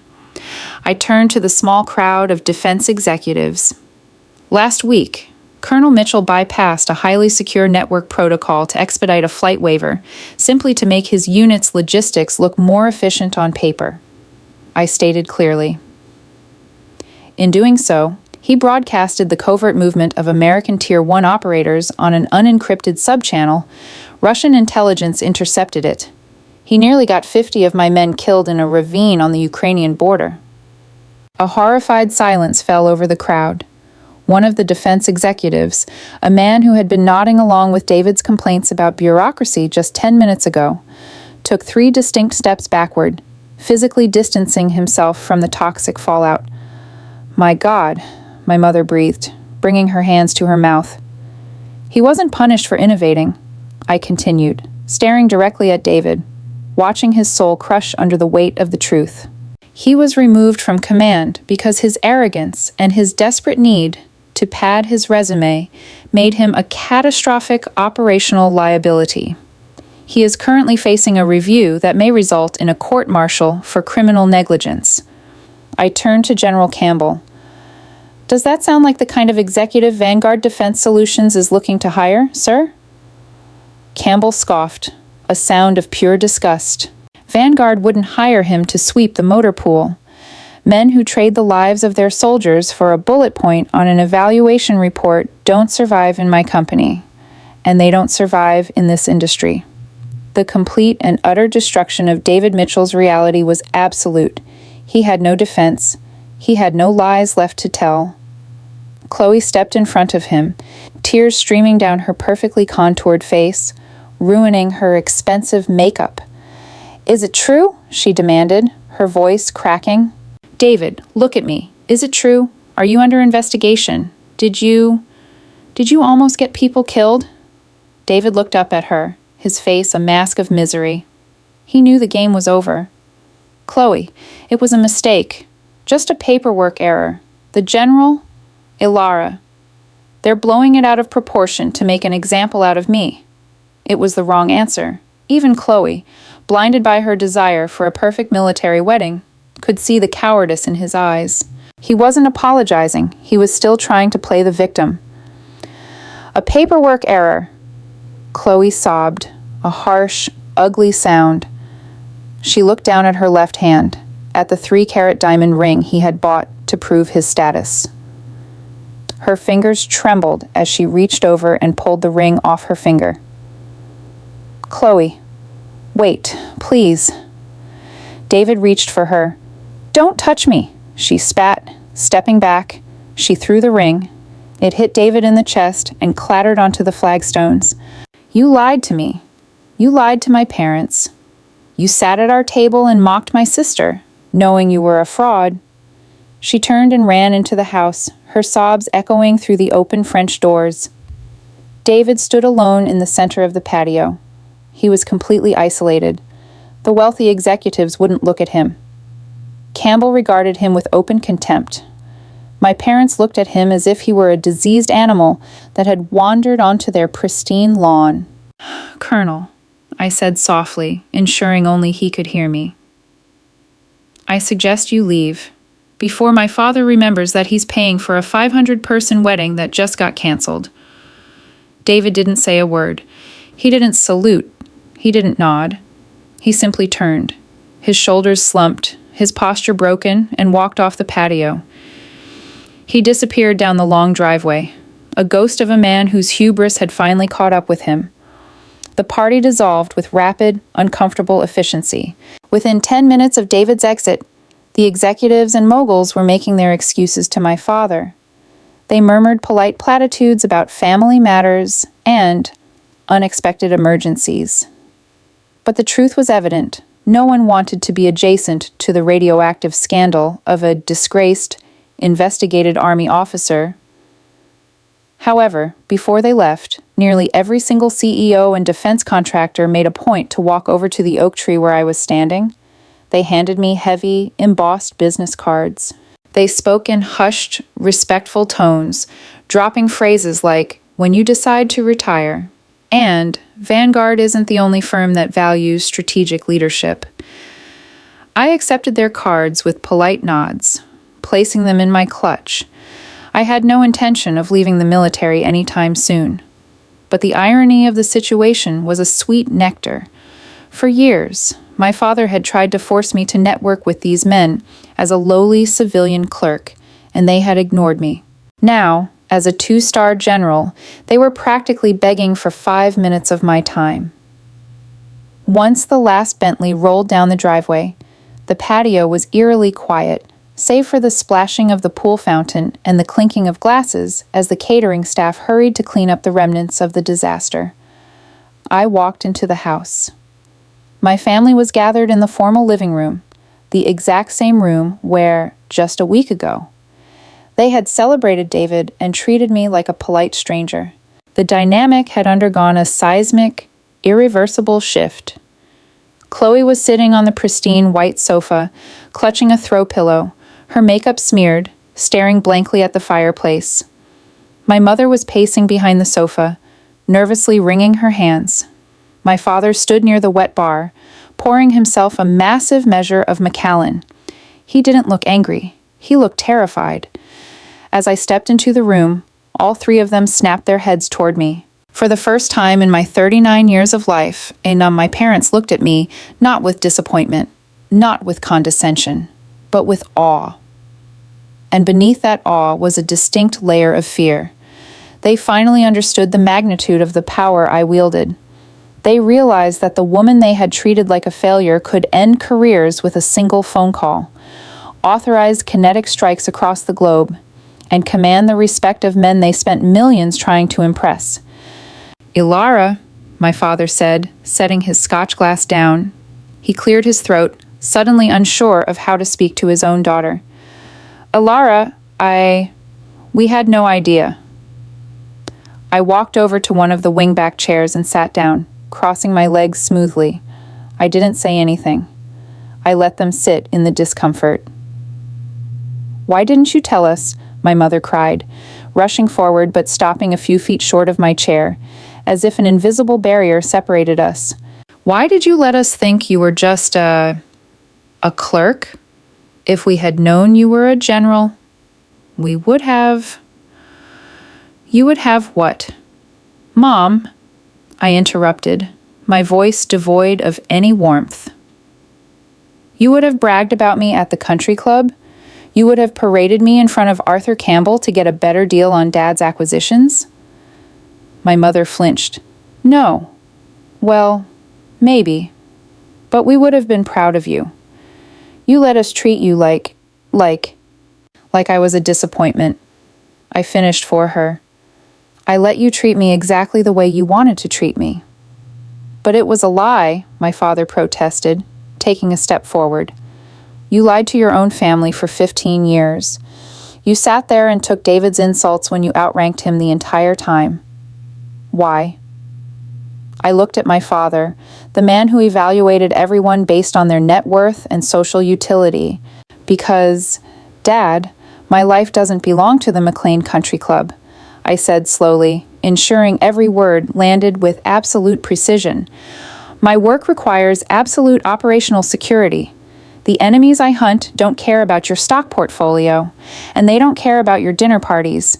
If I had told you what I do, you wouldn't have been able to keep your mouth shut. You would have used my rank as social currency, and in doing so, you would have made yourselves, and my operators, targets." "But beyond the security clearances," I continued, shifting my gaze between my parents, "I didn't tell you because I wanted to see who you really were. And you showed me..." The room was dead silent. Even Chloe stopped sniffing, looking up at me with wide, bloodshot eyes. "You didn't love me or respect me when you thought I was a GS-12 logistics manager," I said, the hard truth hanging in the air. "You tolerated me. You looked at me with pity. You eagerly replaced me with an arrogant, incompetent colonel simply because he wore a shiny uniform and knew how to flatter your egos." "Ilara, that's not true," my mother whispered, tears welling in her eyes. "But we all knew it was a lie." "It is true, Mom," I said flatly, "and the only reason you're looking at me with pride right now is because Arthur Campbell saluted me on your patio. You don't respect the daughter. You respect the 2 stars on my collar, My father ran a hand over his face, suddenly looking every bit of his 65 years.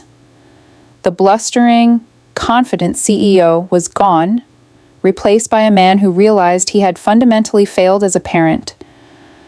"What do we do now, Elara?" he asked quietly. "How do we fix this?" "You don't," I said, standing up from the chair. I smoothed the skirt of my dress. "There is nothing to fix. I am the exact same person I was when I walked through that door last Friday. The only thing that has changed is your perception." I looked at Chloe. She looked so small, so utterly devastated by the collapse of her fairy tale life. "I'm sorry about the wedding, Chloe," I said, and for the first time that evening, my voice held a trace of genuine gentleness. "But you dodged a bullet. A man who lies to his commanders to protect his ego will lie to his wife to protect his pride. You deserve better than a fraud." Chloe gave a small, jerky nod, pulling the throw pillow tighter against her chest. I picked up my clutch from the side table. "I have a briefing at the Pentagon at Oak 600. I need to get back to Alexandria." "Elara, please," my mother pleaded, taking a step toward me. "Don't leave like this. Stay. Let us make you dinner. Let us—" "Good night, Mom," I said, stepping past her. I walked out through the heavy oak front door, the same door I had entered a week ago, dreading the condescension of my family.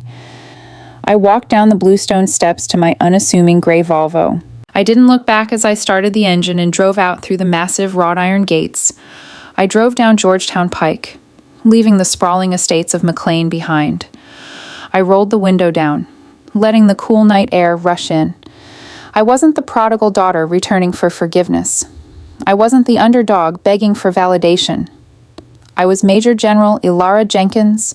I held the lives of the most dangerous men on earth in my hands, and I didn't need the approval of anyone in that house. The masquerade was over, and as I merged onto the highway, heading back toward the concrete fortress of the E-Ring, I had never felt more free. At 0600 on Monday morning, the Pentagon was back to its relentless, buzzing rhythm. But inside the E-Ring, behind the reinforced steel doors of the JSOC STIF, the atmosphere was a pressure cooker. I sat at the digital tactical table, a mug of black coffee in my hand, reviewing the final post-action reports from Spartan 4's extraction. All 50 operators were back at Fort Liberty. The 2 wounded men were stable and recovering at Womack Army Medical Center. Tactically, the crisis was averted. Politically, the nightmare was just beginning. The heavy vault door cycled open, and General Thomas walked in. He didn't look like a man who had successfully pulled off a high-stakes rescue mission 48 hours prior. He looked like a man preparing for a knife fight in a phone booth. "Good morning, sir," I said, setting my coffee down. "Spartan 4 is fully debriefed. The intelligence they gathered on the Russian mechanized movements is already being disseminated to the NSA." Thomas nodded slowly, dropping a thick manila folder onto the table. "Good, because we are going to need every ounce of operational success to shield us from the storm that just blew into the Inspector General's office." I frowned, looking at the folder. I thought Mitchell was being processed by Army Cyber Command while the Defense Counterintelligence and Security Agency built his court-martial packet. "He was," Thomas growled, pulling out a chair and sitting heavily. But Colonel Mitchell didn't spend his weekend crying in his bachelor quarters. He spent it dialing his Ivy League fraternity brothers. He retained a civilian defense attorney, a Beltway shark named Jonathan Pierce. I knew the name. Jonathan Pierce was a high-profile lawyer who specialized in defending corrupt defense contractors and disgraced politicians. He didn't practice law. He practiced public relations warfare. "And?" I asked, my voice tightening. "And?" Thomas tapped the folder. "Mitchell filed an official whistleblower complaint with the Department of Defense Inspector General at 0400 this morning.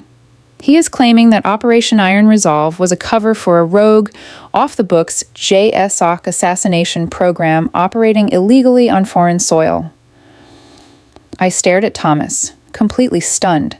The sheer, unadulterated audacity of it was staggering. "He's spinning his incompetence into a crusade," I said, the realization settling like ice in my veins. "He's claiming he bypassed the JWIC secure network deliberately."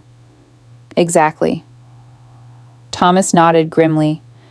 "Pierce is arguing that Mitchell discovered our rogue operation and intentionally filed the waiver on the lower-level SIPRnet to create a transparent paper trail. He's framing his catastrophic security breach as an act of patriotic whistleblowing against an unchecked general officer." "He's framing me," I said softly. "He's framing both of us. Ilara. He claims you targeted him at your parents' house, and then used your authority to railroad him and silence him before he could bring his findings to the Senate Armed Services Committee." I felt a cold, hard knot of fury tighten in my stomach. David Mitchell was backed into a corner, facing years in Fort Leavenworth for criminal negligence. So, instead of taking accountability, he decided to burn the entire command structure down with a fabricated scandal.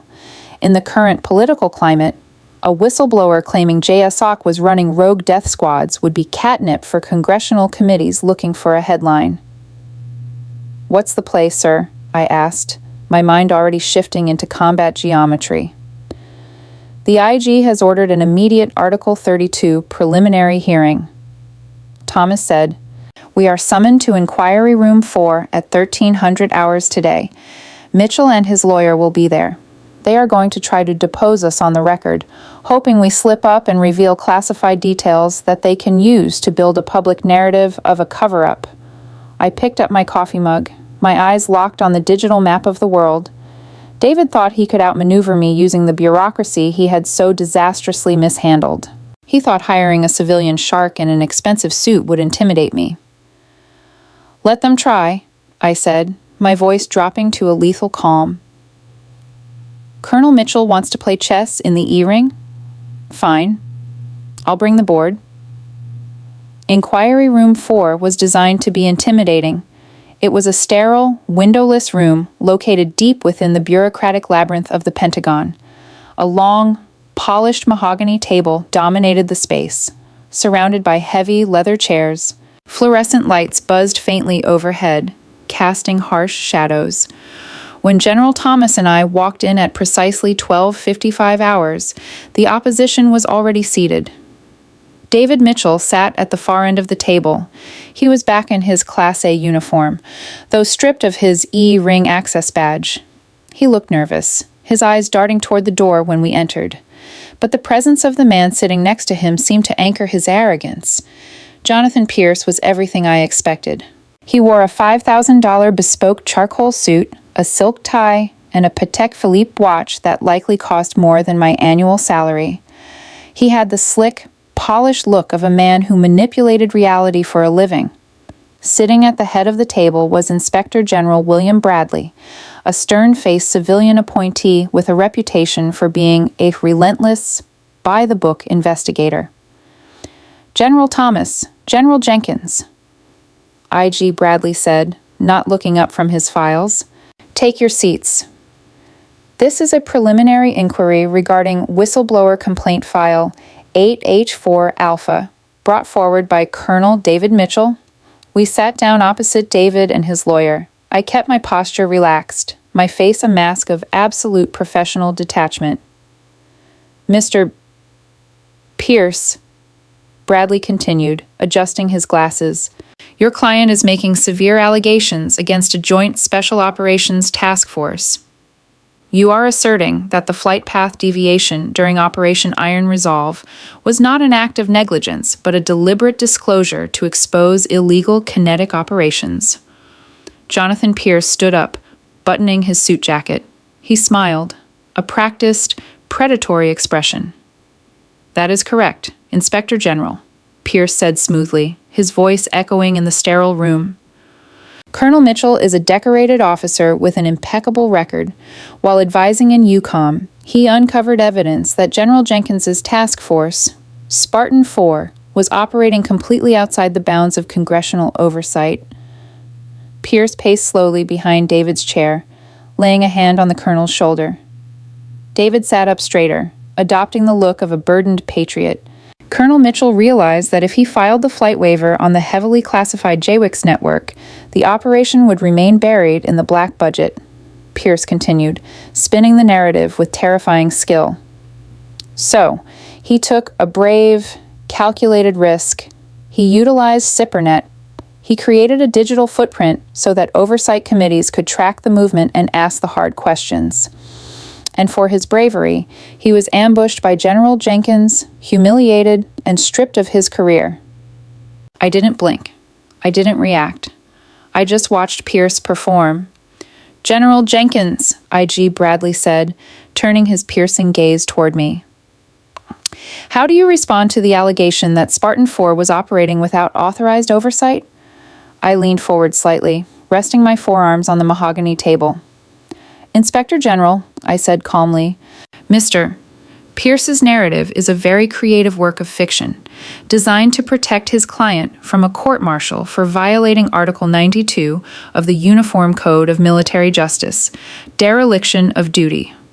"Objection," Pierce snapped, pointing a manicured finger at me. "My client is a protected whistleblower. General Jenkins is engaging in retaliatory character assassination." "Mr. Pierce, this is a military inquiry, not a civilian courtroom," Bradley said sharply. "There are no objections here. General Jenkins, proceed." "Colonel Mitchell didn't create a digital footprint for congressional oversight," I continued, looking directly at David. He couldn't meet my eyes. He stared fixedly at the center of the table. He created a digital footprint that was immediately intercepted by Russian GRU signals intelligence. His brave, calculated risk compromised the operational security of 50 American soldiers and required an emergency extraction under hostile conditions. And what exactly were those 50 American soldiers doing on the Ukrainian border? "General?" Pierce demanded, leaning across the table, his eyes gleaming. He thought he had me trapped. "Can you provide this inquiry with the congressional authorization for that specific kinetic deployment? Or was it, as my client asserts, an off-the-books assassination mission?" This was the trap. Pierce knew I couldn't discuss the details of the operation in an unclassified room, even an IG inquiry room. If I refused to answer to protect classified intel, it would look like a cover-up, giving the IG probable cause to open a full, formal investigation and leak the controversy to the press. If I answered, I would be committing a security violation myself. General Thomas shifted in his chair, his jaw clenched so tightly I could hear his teeth grinding. He knew the box we were in. David finally looked up, a triumphant smirk ghosting across his lips. He thought he had outsmarted the two-star general who had ruined his life. He thought his Beltway lawyer had just handed him the keys to his redemption. I looked at David, then I looked at Pierce. I reached into my briefcase and pulled out a single, heavily redacted, black-bordered document. I slid it across the polished mahogany table toward Inspector General Bradley. "Mr. Pierce is demanding the authorization for Spartan 4's deployment," I said, my voice ringing with absolute, undeniable authority. "There it is." Bradley picked up the document. His eyes scanned the header. The color immediately drained from the Inspector General's face. He swallowed hard, his hands trembling slightly as he read the first visible paragraph. "General Jenkins," Bradley whispered, looking up at me in horror. "This is—" "Yes, it is," I said coldly. Pierce frowned, his confidence faltering at the Inspector General's terrified reaction. "What is it?" "I demand to see the document entered into the record. My client has a right to review the evidence." "Your client," I said, my voice dropping to a whisper that commanded the entire room, "has a secret clearance. You, Mr. Pierce, have no clearance whatsoever. Therefore, neither of you are legally permitted to view that document." "That is absurd," Pierce shouted, his composure cracking. "I am his legal counsel. You cannot hide behind classification to bury a whistleblower complaint." "I'm not hiding behind anything, Mr. Pierce," I said, standing up from my chair. "I am protecting the highest level of national security. Because that document is not a congressional authorization. I placed my hands flat on the table, leaning toward the panicked lawyer and the suddenly terrified colonel. That document, I stated, is a presidential finding. The phrase hit the room like a tactical nuclear weapon. A presidential finding is the absolute zenith of classified directives. It is a legal document, signed personally by the President of the United States, authorizing a covert operation that is deemed critical to national security. It bypasses standard congressional oversight, reporting only to the Gang of Eight, the highest-ranking intelligence leaders in the House and Senate. A presidential finding, Pierce repeated, his voice suddenly hollow. The aggressive, slick demeanor evaporated, replaced by the dawning realization of the catastrophic legal nightmare he had just stepped into. Yes, I said, never breaking eye contact with Pierce. Spartan 4 was operating under the direct, explicit, and highly classified orders of the Commander-in-Chief.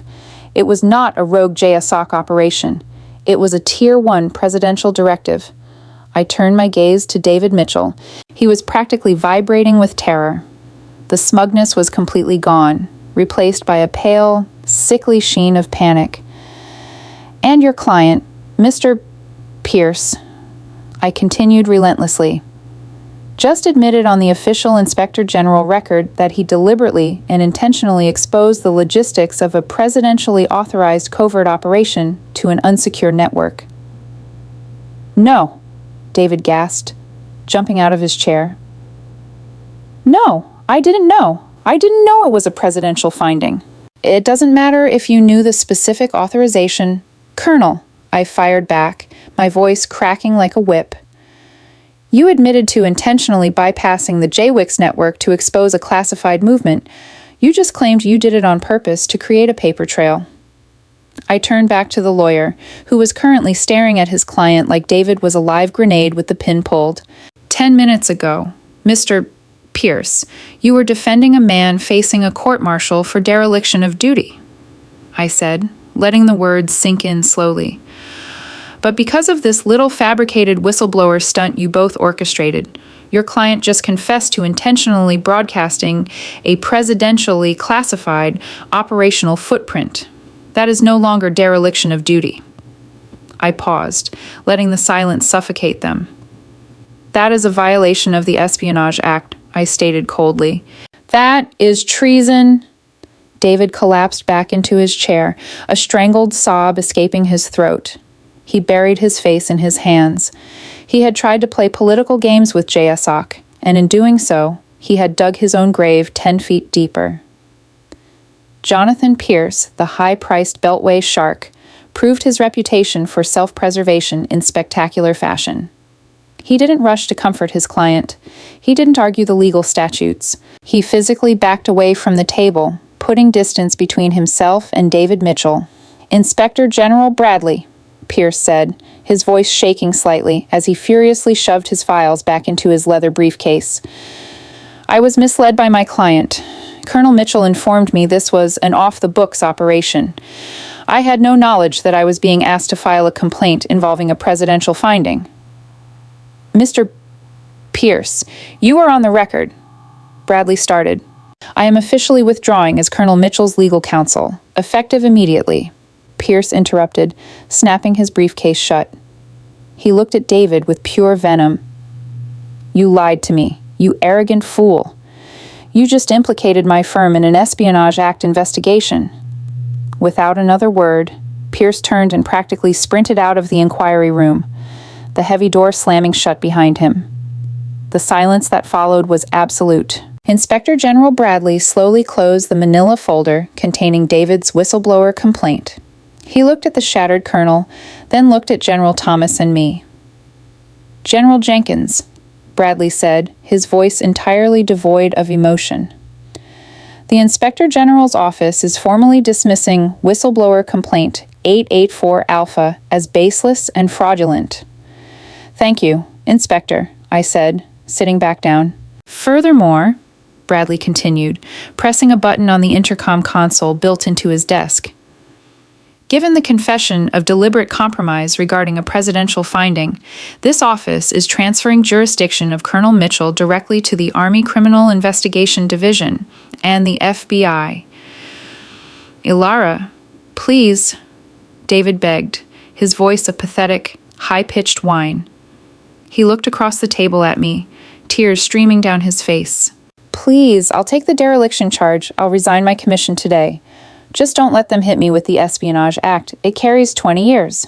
Please, Ilara, we're family. I looked at the man who had sat at my parents' dining room table, drinking expensive scotch, mocking my life, belittling my career, and treating my sister like a trophy to validate his ego. We are not family. Colonel Mitchell, I said, my voice completely devoid of sympathy. You are an operational liability, and you are no longer my problem. The door to the inquiry room opened. Two imposing military police investigators in civilian suits, accompanied by an armed guard, stepped into the room. Colonel David Mitchell? The lead investigator asked. David didn't answer. He just stared at me, his eyes wide and hollow. Colonel Mitchell, the investigator repeated, stepping forward and firmly grabbing David's upper arm. You are under apprehension for suspected violations of Article 92 and Article 104 of the Uniform Code of Military Justice, as well as pending federal charges under the Espionage Act. Stand up. They hauled him to his feet. They didn't bother with handcuffs yet. They simply marched him out of the room, his perfectly pressed Class A uniform wrinkling under their aggressive grips. As the door clicked shut, General Thomas let out a long, slow exhale. He looked at me, a rare smile cracking his weathered face. Checkmate, Thomas murmured. He played himself, sir, I said, picking up the black-bordered presidential finding and securing it back in my briefcase. He couldn't accept that he wasn't the smartest man in the room, so he kept doubling down until he had nothing left to bet with. Well, he's got the next 20 years in a maximum security federal facility to think about his strategic genius, Thomas said, standing up. Come on, General Jenkins. We have a war to fight, and I'm tired of dealing with politicians in uniform. I followed General Thomas out of the sterile inquiry room, the heavy air of the Pentagon corridors washing over me. The bureaucratic threat was neutralized. The family drama was excised from my life like a tumor. I was Major General Ilara Jenkins. I lived in the shadows. I protected the nation, and God help anyone who underestimated me again. As I walked back to the SIF, my personal phone buzzed in my pocket. I pulled it out. It was a text message from Chloe. He called Mom from a holding cell. He said he's going to federal prison. Ilara? What did he do? What really happened? I stopped in the middle of the E-ring corridor, watching the highest-ranking officers in the military stride past me. I looked at the message from my sister, the golden child who was finally waking up to the reality of the world outside her McLean bubble. I typed out a brief, singular response. He didn't stay in his lane. I hit send, powered the phone off, and walked back into the vault. The bureaucratic execution of Colonel David Mitchell was not a public spectacle. The military does not parade its intelligence failures on cable news. Instead, the Department of Defense operates like a massive immune system. When it detects a lethal pathogen, it isolates, neutralizes, and quietly disposes of the threat behind closed doors. For the first 48 hours after David was hauled out of Inquiry Room 4, the silence from the Pentagon was absolute. There were no press releases, no televised briefings, but in the elite, hyper-connected zip codes of Washington, D.C., and McLean, Virginia, whispers began to spread like a contagion. It started with Vanguard Defense Solutions.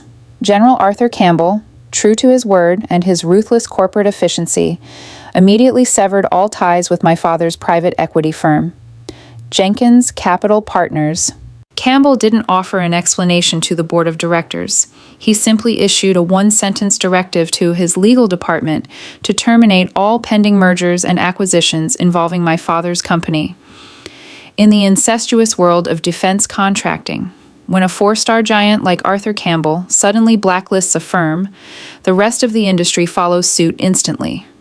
Within 3 days, Richard Jenkins watched 3 major defense contracts evaporate into thin air. My encrypted phone remained strictly dedicated to JSOC operations, but my civilian cell phone became a graveyard of frantic voicemails. Elara, you need to answer me. My father's voice barked through the speaker on Wednesday evening as I sat in my apartment reviewing drone footage from the Horn of Africa. The usual booming arrogance was gone, replaced by a shrill, vibrating panic. Arthur Campbell just pulled the rug out from under a $200 million acquisition. Board members are asking questions. The country club is suddenly treating your mother and me like we carry the plague. What exactly did David do? You need to call me back and give me something I can use to calm my investors. I deleted the voicemail without finishing it. He still didn't get it. He still thought this was a networking problem that could be fixed with a few phone calls and a strategic handshake. He didn't understand that he was standing at ground zero of a counterintelligence crater. The next voicemail was from my mother. It was mostly weeping. Elara, the wedding planner won't return my calls, she sobbed, the sound of her shattering socialite reality echoing through the small speaker. The Henderson family canceled our tennis match. They said their son, the lawyer, advised them not to associate with us while the FBI is crawling around David's apartment. FBI. Elara. Men in windbreakers carried boxes out of his place yesterday. Chloe hasn't come out of her room in 3 days. Please just tell us what is happening. I set the phone face down on the kitchen counter. I felt a brief, fleeting pang of sympathy for Chloe. She had been collateral damage in David's narcissistic war against his own mediocrity. But as for my parents, they were simply reaping the harvest they had spent 15 years planting. They had worshipped status above all else. And now the status they had hitched their wagon to was dragging them into the abyss. On Friday morning, the situation escalated beyond mere social ostracization. I was in the E-ring, walking alongside General Thomas toward a Joint Chiefs briefing, when Thomas handed me a freshly printed intelligence summary. It hit the internal wire this morning, Thomas said, his voice a low rumble. The Defense Counterintelligence and Security Agency formally handed Mitchell over to the Department of Justice. I scanned the document. It wasn't classified top secret, which meant it was being prepped for a heavily sanitized public release. Former Army Colonel David Mitchell, formally charged under 18 U.S.C. Paragraph 793 Espionage Act, for gross negligence in the handling of national defense information resulting in foreign interception. They dropped the dereliction charge? I asked, handing the paper back. They didn't drop it. They upgraded it, Thomas corrected, a grim satisfaction in his eyes. When Jonathan Pierce realized Mitchell lied to him about the presidential finding, he handed over all his client's notes to the Inspector General to save his own law firm from obstruction charges. Mitchell's own handwritten notes explicitly detailed his plan to bypass the secure network to create a wave in the intelligence community. The DOJ is taking him to the cleaners. They're offering a plea deal. 10 years in Fort Leavenworth to avoid a public trial that might expose the actual operations. Will he take it? I asked. A coward like Mitchell? He'll take it. He won't risk 20 years. Thomas stopped at the doors of the briefing room, looking at me carefully. The civilian media is going to pick this up by tomorrow. They won't know about Spartan 4, and they won't know about you. But they will know Mitchell's name, and they will know he was engaged to the daughter of a prominent DC equity CEO. Your family is about to be in the crosshairs of the 24-hour news cycle. My family, I said smoothly, adjusting the cuff of my uniform jacket, is no longer my concern. General. Thomas nodded once. Good. Keep your perimeter tight, Elara. We have work to do. By Monday morning, General Thomas's prediction had materialized with brutal efficiency. A prominent national newspaper ran a front-page expose on the security crisis at EUCOM, detailing how a rogue colonel had jeopardized unnamed American assets by leaking classified logistics to an unsecure server.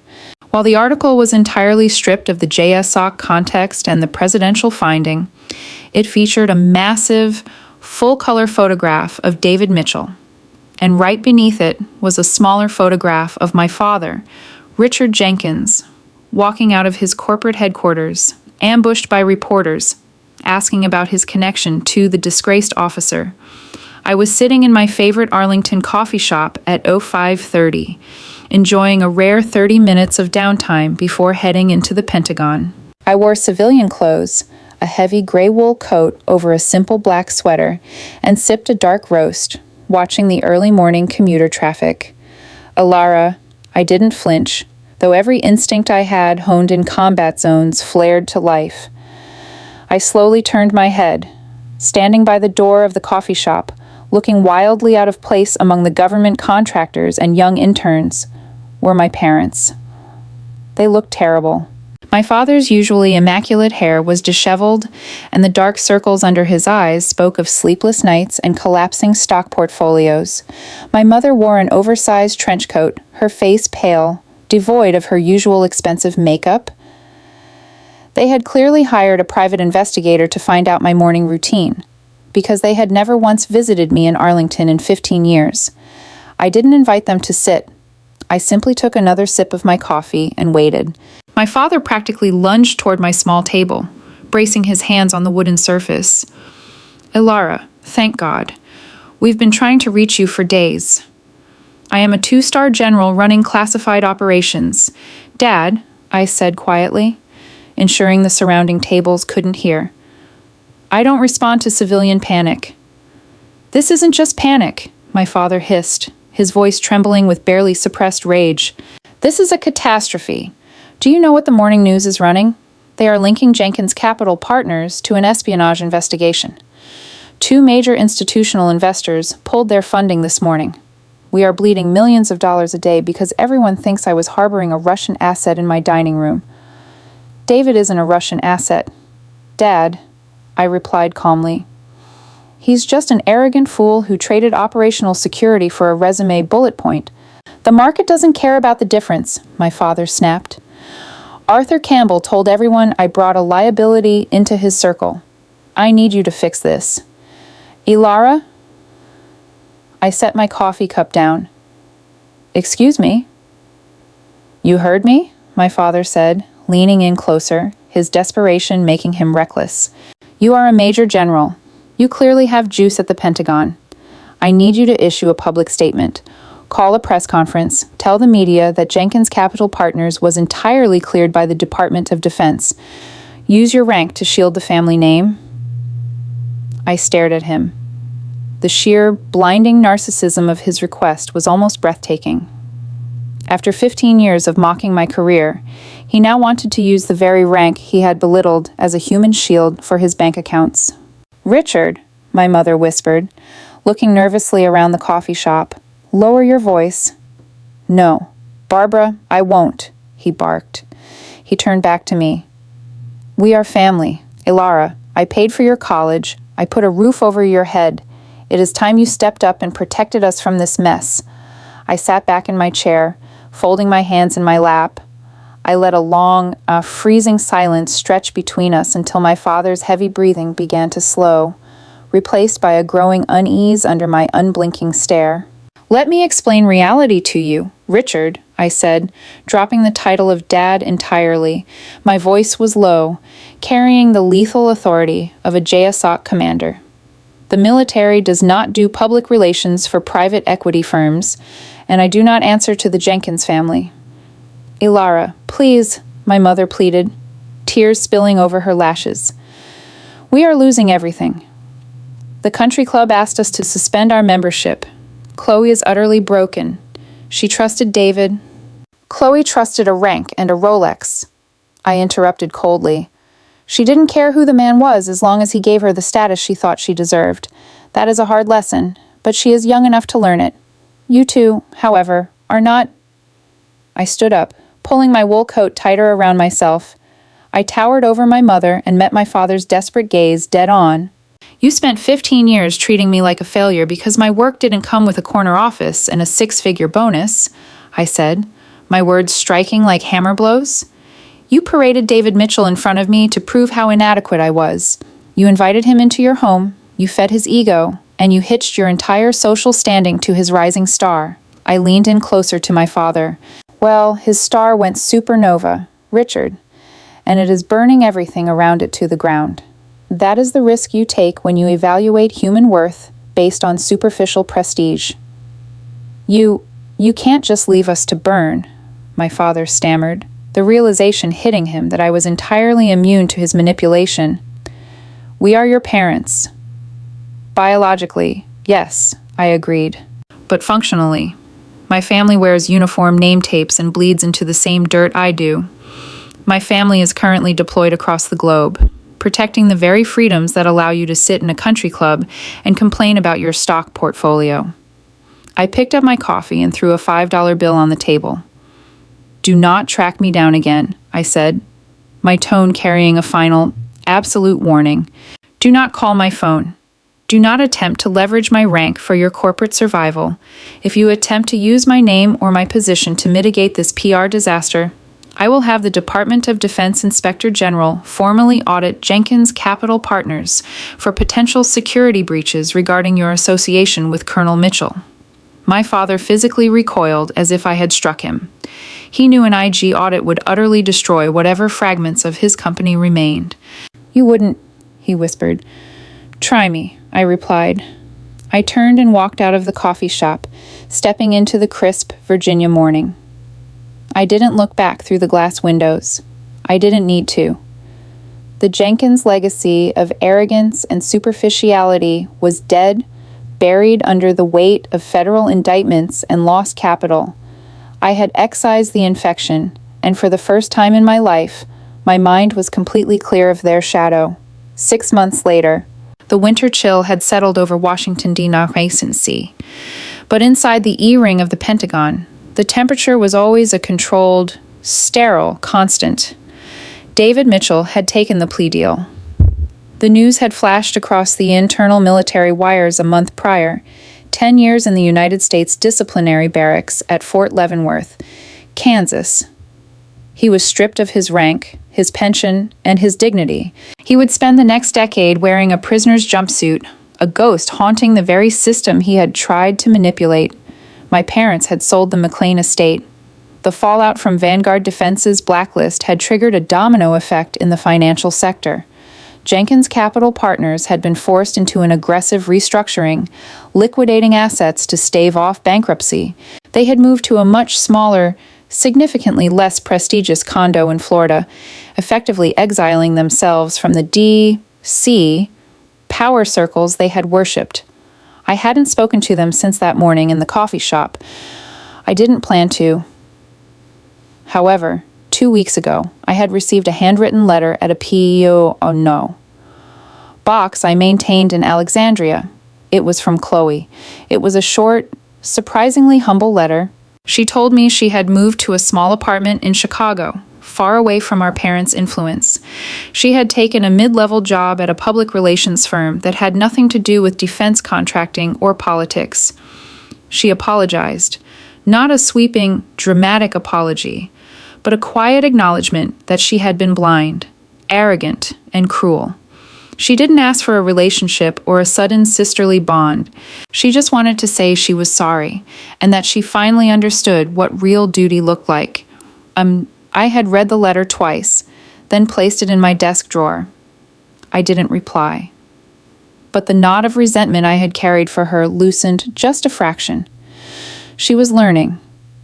Right now, however, my focus was entirely in the present. I stood at the position of attention in the center of the JSOC SCIF main briefing room. The room was packed, but not with civilians or wealthy defense contractors. It was filled with the men and women who actually ran the shadows of the American military. Unit commanders, intelligence directors, and the core operational staff of Spartan 4. General Robert Thomas stood in front of me, holding a small velvet box. To his right stood General Arthur Campbell, wearing his tailored civilian suit but projecting the unmistakable aura of a 4-star commander. Attention to orders. The JSOC Adjutant General read from a leather-bound folder, his voice echoing off the acoustically dampened walls. The President of the United States has reposed special trust and confidence in the patriotism, valor, fidelity, and abilities of Major General Ilara Jenkins. In view of these qualities and her demonstrated leadership in executing the most critical national security directives, she is hereby promoted to the rank of Lieutenant General, United States Army. A wave of profound silence settled over the room. This wasn't a socialite gathering. This was a room full of lethal professionals acknowledging one of their own. General Thomas stepped forward. He unpinned the two subdued silver stars from the right epaulet of my Army Green Service uniform. General Campbell stepped forward and unpinned the stars from my left epaulette. "It's about damn time, Ilara," Thomas muttered under his breath, a rare smile breaking across his weathered face. From the velvet box, they each retrieved a new rank insignia. With precise, practiced movements, they pinned the 3 silver stars of a lieutenant general onto my shoulders. "Congratulations, General Jenkins," Campbell said, stepping back and delivering a razor-sharp salute. "Congratulations, Ilara," Thomas echoed, saluting alongside him. I returned the salute, my hand snapping to my brow with perfect precision. "Thank you, sirs." The room erupted into applause. It wasn't the polite golf clap applause of a country club patio. It was the heavy, genuine applause of warfighters. As the brief ceremony concluded and my staff came forward to shake my hand, I looked at the digital tactical map glowing in the center of the room. Red and blue icons dotted the globe. New crises, new operations, new threats emerging from the dark corners of the earth. I was 39 years old. I was a 3-star general. I commanded the most elite special operations forces on the planet. For 15 years, my family had tried to convince me that I was a failure because I didn't fit into their shallow, gilded cage. They had mocked my quiet dedication, worshipped a loud, incompetent fraud, and shattered their own lives in the process. They had confused visibility with value and arrogance with authority. But out here, in the cold, hard reality of the E-ring, the truth always wins out. I touched the cold metal of the 3rd star on my collar. The prodigal disappointment was dead. Lieutenant General Jenkins had work to do. When arrogance meets actual, classified authority, the fallout is always spectacular. David thought he could use my family to validate his ego, but he forgot the golden rule of the military: never mistake a quiet professional for a weak one. What did you think of David's ultimate downfall and the Jenkins family finally facing reality? Let me know your favorite twist in the comments below. If you enjoyed this story of justice and military karma, please hit that like button. Share this video with someone who loves a dramatic reality check, and subscribe to the channel for more incredible stories.